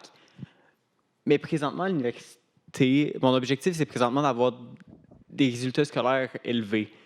C'est sûr que c'est intéressant, j'aurais probablement des meilleures connaissances sur le sujet. Par contre, j'aurais des moins bons résultats scolaires que malheureusement, c'est plus ça que je fais pour apprendre. Je pense que c'est super important la lecture en général. Ça permet beaucoup de développer des connaissances face à un sujet précis ou en général sur les sujets. Mais comment on est évalué présentement à l'université, c'est pas nécessairement ça qu'on recherche. Mais c'est pas les compétences qui sont importantes pour avoir des résultats scolaires relativement élevés. Alors, c'est plus nécessairement quelque chose, selon moi, qui est priorisé par les étudiants qui cherchent à avoir des résultats scolaires élevés. Tu fais ce qu'il faut. Tu t'organises pour faire ce qu'il faut pour avoir de bons résultats. Oui, c'est ça. En gros, je priorise vraiment les résultats scolaires plus que la connaissance de la matière en tant que telle. Mais oui. Oui, Marie. Vous voulez tous réagir. Attends, Marie va réagir à ça. Après ça, Adolphe. Après ça, Isabelle. Après ça, on va aller dans la salle. Il y a des gens qui ont des questions pour vous. Moi, je suis en droit. Fait que même avec une intelligence artificielle, je pense que ce sera très facile pour les professeurs, pour les professionnels du droit de se rendre compte qui sait lire et qui ne sait pas lire. Ouais. Mais c'est vrai que je n'avais pas pensé à cette question, mais justement, moi, j'ai plus de temps pour lire mes articles de recherche, pour lire des articles, pour relire ma propre thèse aussi, puisque je perds moins de temps à me poser la question de la virgule ou de la note de bas de page. Et j'ai aussi plus de temps d'approfondir mes connaissances dans les domaines connexes, donc qui sont plutôt la sociologie du droit ou l'anthropologie juridique. Donc, en tout cas, à titre personnel, je pense avoir eu le temps de lire et d'acquérir d'autres connaissances parce que j'avais pas besoin d'écrire sans arrêt, en fait, Parce de qu'il y a tester sur l'écriture. Donc, merci pour avoir développé ce point que j'avais pas pensé à soulever à la base. Merci de ta réponse. Adolphe. Oui. Merci pour votre question parce que je voulais déjà réagir sur ça. Parce qu'au début, vous posiez la question, est-ce un médicament ou un poison? Et moi, je voulais répondre que c'est un symptôme. C'est un symptôme. Oui, l'usage des intelligences artificielles, c'est un symptôme parce que l'environnement académique, d'une manière générale, est dans la performativité et dans une certaine quête de quantitatif. Oui, voilà. C'est plus la quantité qui est valorisée que la qualité. Et parfois, comme une des personnes qui intervenait parlait du fait que, oui, voilà, par semaine, ils vont avoir un tel nombre d'articles à lire. Et je pense que, en fait, au-delà même de discuter du rapport à l'intelligence artificielle aussi, il faut aussi parler aussi de l'environnement académique en tant que tel. Et de la même manière que dans la cuisine, on parle de slow food, à la différence de fast food, il faudrait aussi que dans l'intellectualisme, on fasse moins de fast food intellectuel. Et donc, c'est pour ça que, au niveau de moi, ça me permet d'apprendre davantage parce que quand on est au doctorat, on ne peut pas se permettre de confier sa réflexion critique à une intelligence artificielle. Et je voulais juste ajouter justement que moi, je n'utilise pas je voudrais dire que pour les cours, par exemple, quand il s'agit de notes de cours et autres, ça peut être efficace, mais quand on est à un certain niveau, on a besoin de s'approprier les connaissances, d'explorer son champ, de découvrir et puis d'être capable de débattre de vive voix sur ces questions-là. Et pour cela, il faut lire et ça nous permet aussi d'apprendre et ça nous procure un certain plaisir aussi d'entrer en contact avec les auteurs, de respecter leurs idées plutôt que de tout simplement... c'est comme si on donnait notre chewing-gum à une autre personne de pré-mâcher et puis après on prend... oui, voilà, je ne sais pas si... oui. Quelque part, on n'a plus la substance, voilà. Et donc, tout à fait. On comprend l'exemple.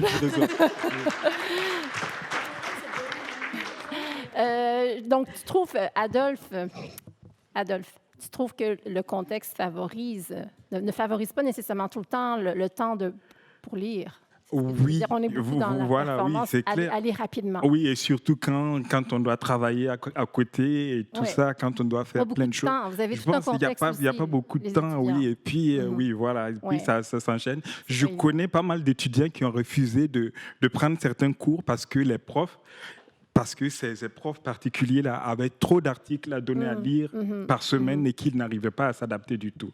Voilà, donc c'est juste ça. Parfait, merci. On va prendre une question dans la salle. Oui, bonjour. C'est super intéressant ce soir. Merci aux étudiants. Là, je trouve que ça prend quand même beaucoup de courage. Puis j'ai trouvé la conversation très transparente puis très authentique. J'avais 2 questions. La première question, peut-être pour M. Anctil, c'est plus technique, mais tu sais, quand on télécharge ou on met nos notes de cours, le manuel de référence pour faire des flashcards, pour faire des questions à choix multiples, est-ce qu'il y a un enjeu de droit d'auteur par rapport à ça? Puis comment qu'on le gère, comment qu'on le contrôle? Parce qu'on ne sait pas trop qui le fait, qui le fait pas, par rapport, par exemple, à un professeur qui donne son cours. Puis deuxième élément, c'est, je suis d'accord avec, je sais pas c'est quoi ton nom, le deuxième, oui. Nicolas, que dans le fond, il y a une anxiété de performance, que dans le fond, les étudiants, des fois, sont surchargés, sont essoufflés, puis sont très stratégiques dans leur façon d'étudier, puis dans justement, je vais avoir des bonnes notes, je vais aller dans un programme plus contingenté ou autre. Fait que la question que je pense qu'il faut qu'on se pose comme professeur aussi, c'est justement dans le but de développer la pensée critique, de développer le côté apprendre à apprendre, quel type d'évaluation, puis je sais pas si on va en parler tantôt avec le CPI, mais c'est quoi, comment ça devrait être les évaluations aujourd'hui? Moi, ça me fascine de savoir que ChatGPT peut t'offrir des questions à choix multiples, des questions fill the blanks, puis tu sais, je veux dire, c'est littéralement ça nos examens actuellement. Fait que est-ce qu'il faut comme réfléchir à une autre façon d'évaluer nos étudiants avec les ressources qu'on a? Parce que je pense qu'on voudrait toutes les mettre en centre de simulation, mais on n'a pas toutes des acteurs, des ressources, des tuteurs, des instructeurs. Fait que comment qu'on s'enligne pour qu'est-ce qui s'en vient? Merci. Quelqu'un veut répondre? Que je réponde? Oui. Est-ce que Isabelle, avait-tu quelque chose à dire, Isabelle, à cette prof? Avant? Ben oui, en fait, il y a une de mes professeurs en théorie de l'enquête. J'ai l'impression qu'elle adapte son cours à l'intelligence artificielle parce que le travail, l'examen de mi-session, par exemple, ben, c'était de faire une carte conceptuelle à partir sur l'histoire de l'enquête.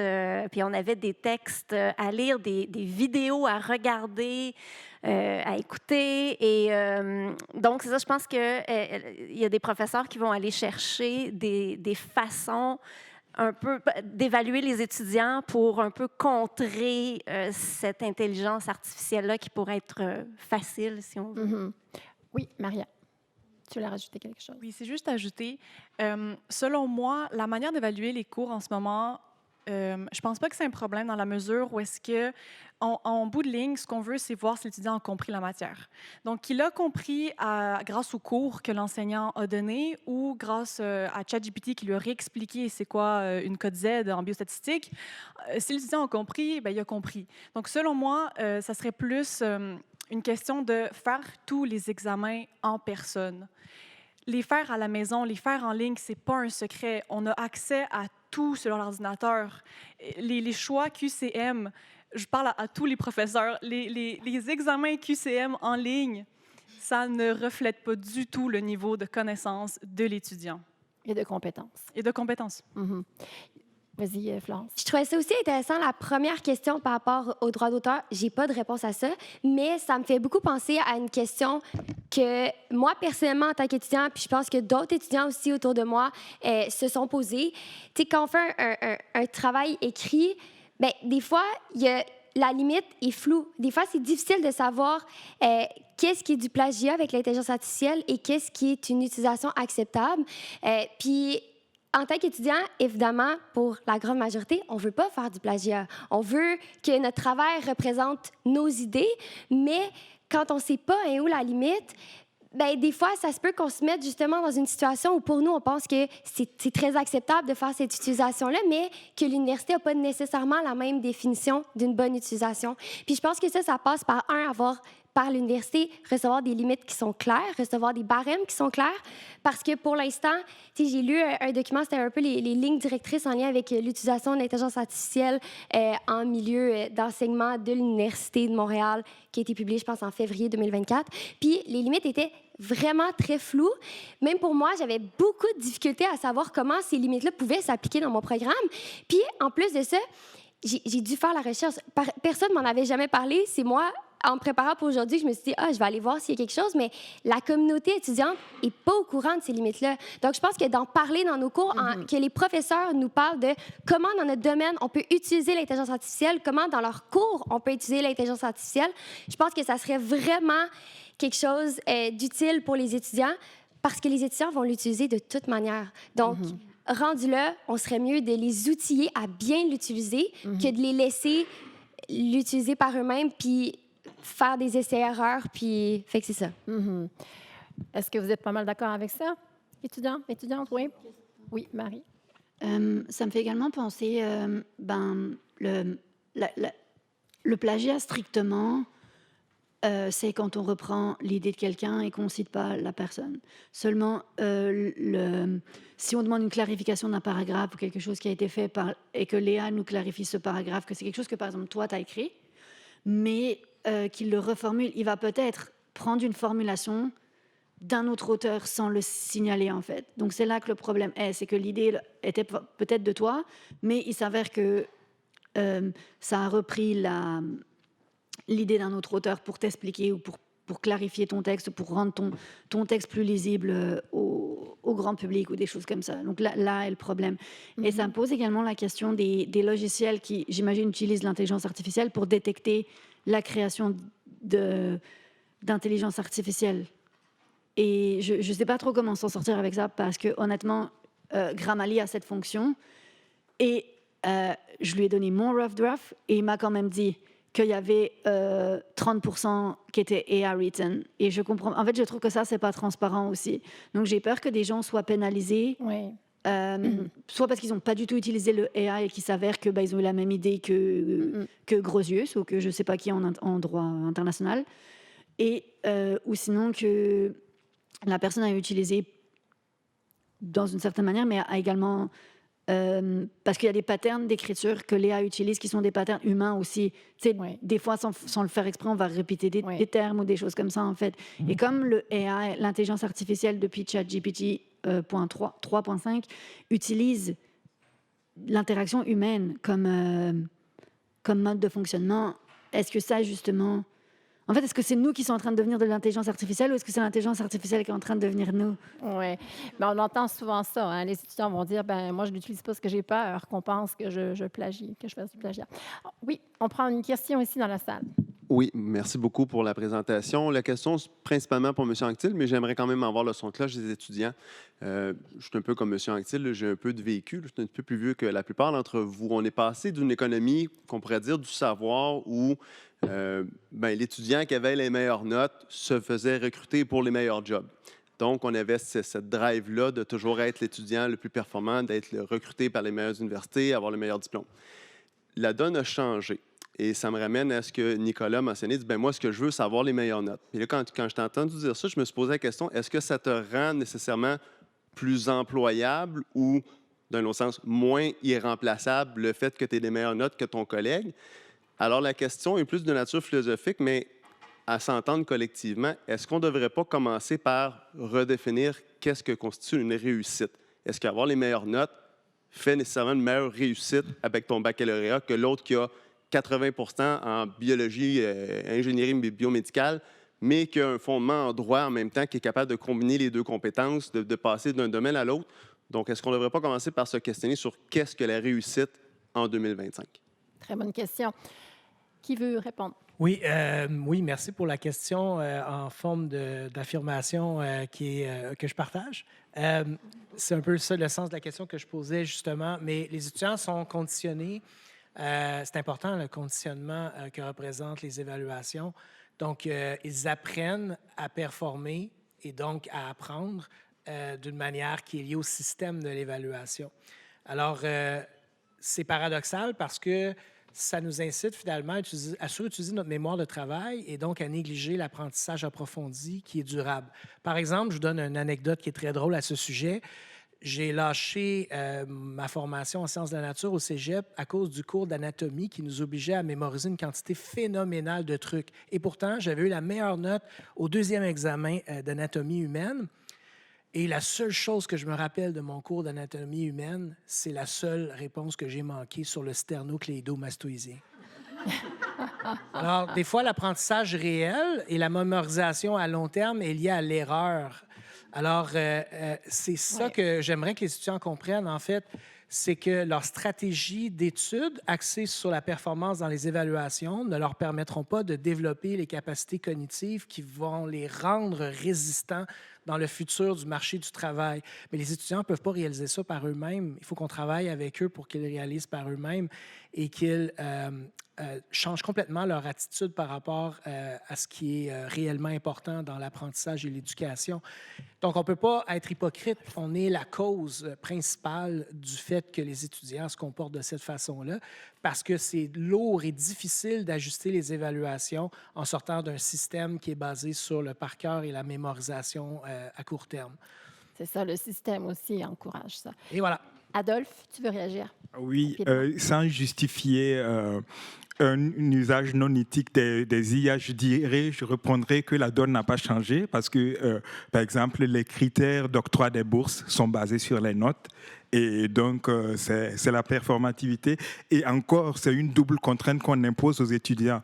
Non seulement ils doivent avoir de très bonnes notes, mais en plus aussi, ils doivent consacrer énormément de temps pour élaborer un dossier de bourse qui réponde aux normes des organismes de bourse et finalement qui leur font perdre du temps pendant qu'ils sont en train de préparer leurs devoirs. Donc, c'est une double contrainte et parfois, ils sont obligés de laisser une chose pour une autre. Là-dessus, les profs n'auront pas de sympathie pour toi. Nicolas, rapidement. Nicolas, tu veux rajouter quelque chose? Oui, c'était juste pour rajouter ça aussi. C'est sûr, pour le milieu du travail, je pense que ça nuit présentement, juste axé sur la performance et les bons résultats, probablement que ça nuit. Mais présentement, puis comme plusieurs personnes de mon bac en sciences biomédicales, l'objectif est d'entrer dans un domaine contingenté, que ce soit médecine dentaire, vétérinaire. Puis présentement, le seul critère, c'est sûr qu'il y a d'autres tests de personnalité, mais la première porte d'entrée, le premier critère, c'est les notes. C'est sûr que peut-être, est-ce que la personne qui a des moins bons résultats scolaires comprend peut-être mieux certains sujets, serait meilleur pour l'expliquer, serait meilleur pour l'appliquer? Oui, c'est possible. Mais le seul premier critère pour comme avoir un pied dans la porte, pour avoir une chance de peut-être rentrer dans ces domaines contingentés-là, c'est les notes. Alors, c'est sûr que présentement, tous les étudiants, la majorité des étudiants qui veulent rentrer dans ces domaines-là ne vont pas nécessairement viser la compréhension du cours.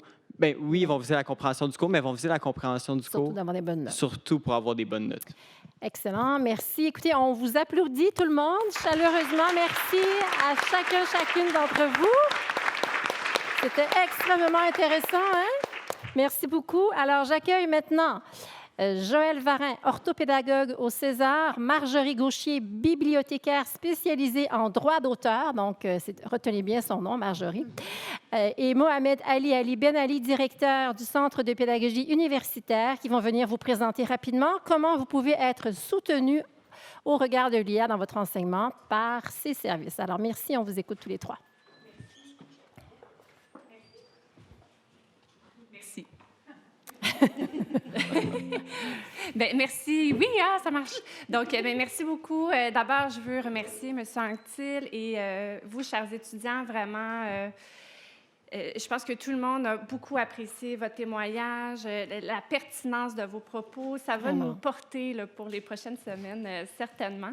Et on a entendu votre appel, votre désir de mieux agir en lien avec l'IA. Donc, on avait une petite présentation pour soutenir. Mais oui, la voilà. Donc, en soutien à l'apprentissage, on est présent pour aider les étudiants en lien avec l'intelligence artificielle. Donc, on est différents professionnels, des orthopédagogues, des psychologues, des conseillers d'orientation en information scolaire. Et chacun de ces professionnels-là aborde quotidiennement l'IA, chacun à leur niveau avec les étudiants. Donc, n'hésitez pas à faire appel à nous, que ce soit pour des consultations individuelles avec les étudiants. On a différentes formules, des formules gratuites, des formules en suivi. Donc, si vous voulez en savoir plus, dirigez les étudiants aussi vers nos services. Vous avez le premier code QR qui apparaissait sur la diapo précédente. Merci. Aussi, en complémentarité avec les suivis qu'on offre aux étudiants, il y a différentes ressources qui sont rendues disponibles. On a entre autres un guide des outils numériques pour aider aux études universitaires qui comprend entre autres une fiche sur l'IA où on veut vraiment accompagner les étudiants dans leur réflexion d'utilisation de l'IA, donc à quoi on doit penser avant de l'utiliser, c'est quoi les bonnes pratiques pendant, réfléchir aux outils et aussi après avoir utilisé, le retour qu'on en fait. Donc, ce guide-là est disponible gratuitement. Vous pouvez vous connecter avec vos identifiants universitaires ou encore de manière anonyme. Donc, partager la bonne nouvelle. Et on a aussi des ateliers qui sont offerts à la programmation générale. C'est des ateliers qui s'adressent à toute la communauté étudiante. Il va y avoir des ateliers sur l'IA à l'hiver. On en a donné à l'automne. Ça va se répéter cet hiver. 2 ateliers. Donc, surveiller la programmation avec le calendrier de la vie étudiante. Et nous avons lancé officiellement le balado Nia derrière la tête. Donc, il est maintenant accessible via le site de la vie étudiante, les balados. Cette série-là contient 4 épisodes. Un premier épisode qui aborde de manière plus théorique, de définition de ce que c'est l'intelligence artificielle, et on a le plaisir d'accueillir Normand Roy sur le sujet. Un deuxième épisode qui parle plus au niveau cognitif, donc on parlait de délestage, donc quels sont les effets de l'IA sur le cognitif, et là on accueille une neuropsychologue pour en parler avec nous.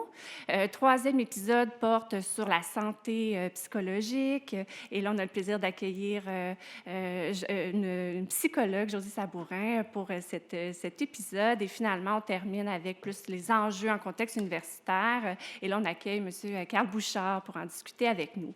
Donc, allez-y, vous allez être les premiers à l'écouter si vous le faites ce soir. Donc, je vous encourage au retour à aller capter ce balado. Et finalement, bien, pour rester à jour, les professionnels au Centre étudiant du ciel à la réussite ont formé une communauté de pratique. C'est ce qui nous permet d'accompagner les étudiants et être le plus au courant, autant que faire se peut, là, de ce qui se passe en IA. Donc, puis bien, tout ça est possible aussi parce qu'on travaille en collaboration avec d'autres merveilleuses personnes, les bibliothèques et le Centre de pédagogie universitaire, à qui je laisse la parole. Merci, Joëlle.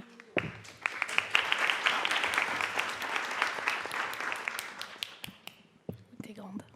Bonsoir. Moi, je représente donc les bibliothèques ce soir. Alors, on parlait tout à l'heure de mettre l'humain avec l'IA. Bon, alors nous, on a nos humains à nous. On a une quantité, donc on a les bibliothécaires disciplinaires, donc qui sont tous là pour vous. Si vous les connaissez pas encore, je vous invite à aller voir qui c'est vos bibliothécaires. Vous allez vraiment apprendre des choses. En tant que bibliothécaire, j'ai adoré vous entendre. Merci beaucoup. Faut venir nous dire tout ça. On a des réponses pour vous. J'ai vraiment noté beaucoup de choses. Venez nous voir. On a aussi un bibliothécaire spécialement pour l'IA. Et puis, au niveau de nos outils, je vais me tourner comme ça. Au niveau de nos outils, on a notre gros bébé qui est sorti là, le guide sur l'intelligence artificielle. Il est divisé en 5 sections. Puis la section phare, c'est principalement la dernière sur la transparence. On met beaucoup l'importance sur la transparence à l'université. Et dans cette section, vous allez voir plein d'exemples concrètement. Comment on cite l'IA, comment on ne la cite pas aussi. Intéressant aussi, comment on la mentionne, comment on la déclare dans les cours, dans les examens, dans les thèses, dans toutes vos utilisations. Vous avez aussi une section dans le guide de droit d'auteur sur l'intelligence artificielle. Je vous invite à aller la voir, ça va vous être utile d'après tout ce que j'ai entendu. Allez la voir. Et puis, il y a aussi évidemment des formations qui sont ici à venir, un petit peu surtout l'évaluation des sources, repérer les documents avec l'IA générative, utiliser et déclarer l'IAG. Et puis, le 8 décembre, ça c'est la mienne personnellement, donc j'en parle un peu plus, le droit d'auteur et l'intelligence artificielle en milieu universitaire. Je pense que je pourrais répondre à plusieurs questions qui ont été posées ici, que ce soit pour les enseignants, les étudiants, les employés également, puis les chercheurs. Donc, moi aussi, je souligne la collaboration de tous nos services et c'est le plus important pour nous. Merci. Merci, Marjorie.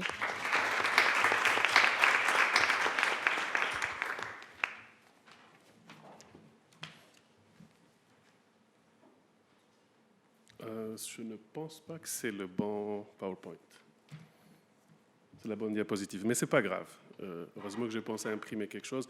Mais merci de nous inviter à partager avec vous, à être présents, parce que pour nous aussi, c'est important de savoir qu'on réfléchit avec vous tous, y compris les étudiants. Merci beaucoup. Ça a été très instructif pour moi de vous écouter, de vous entendre.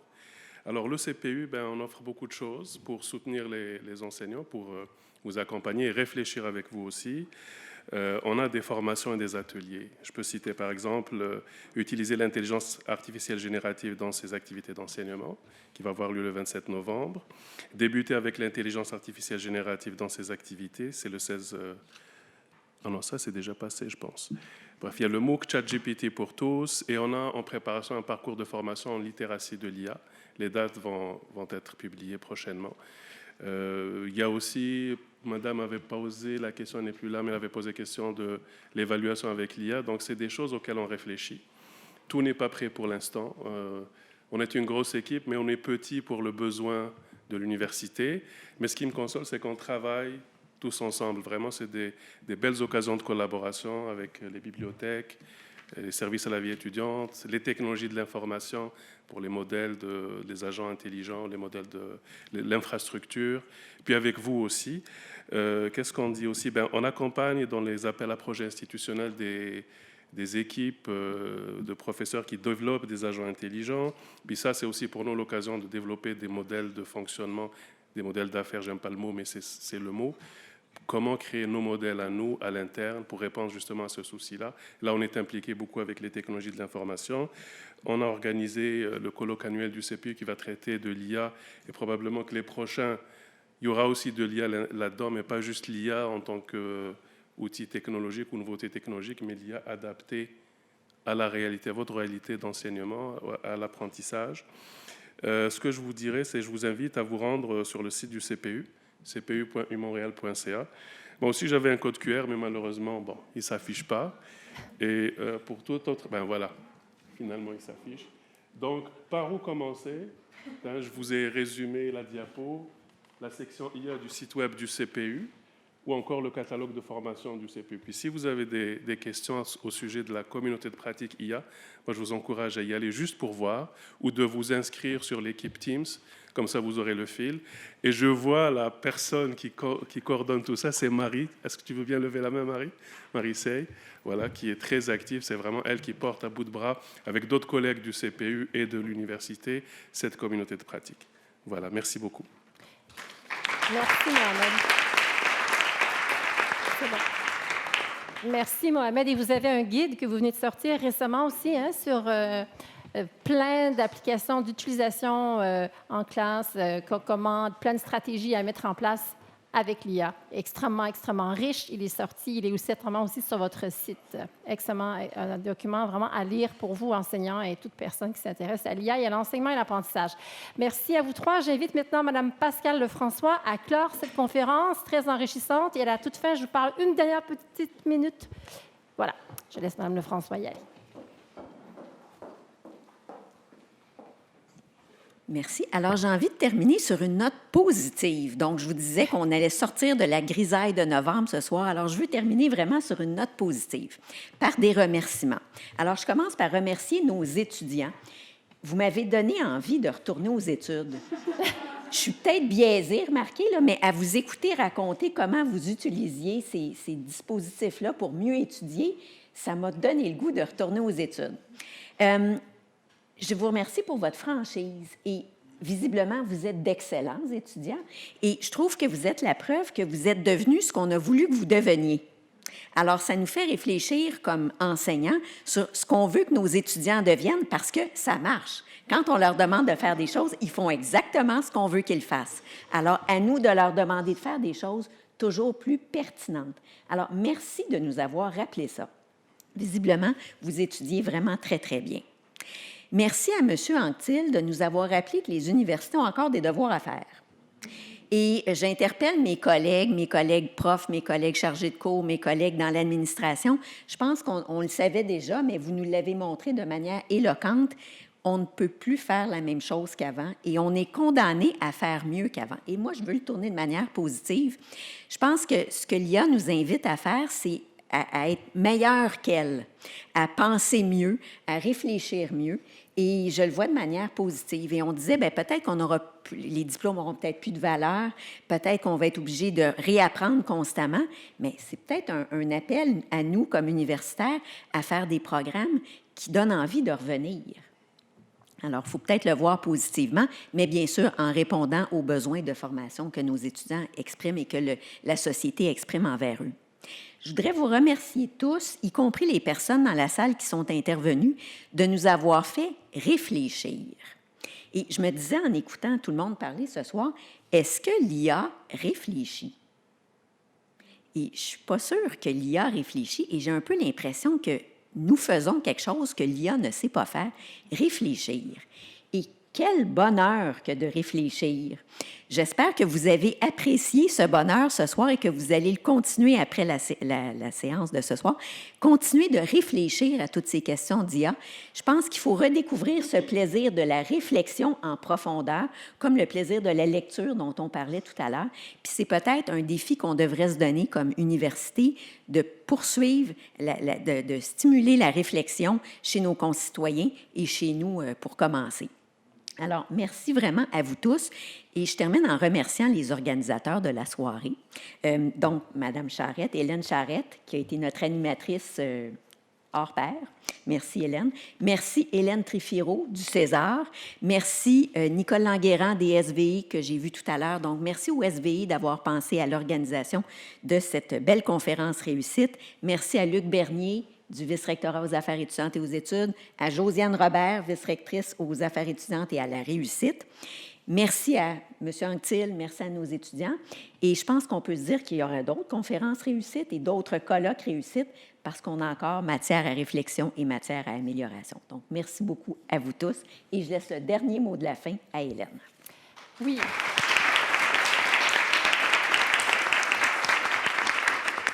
Alors, merci. J'ajoute au remerciement nos deux techniciens, Francis Hunter et Walid Daman. Excusez-moi, Walid, je t'ai demandé tantôt. Walid Daman.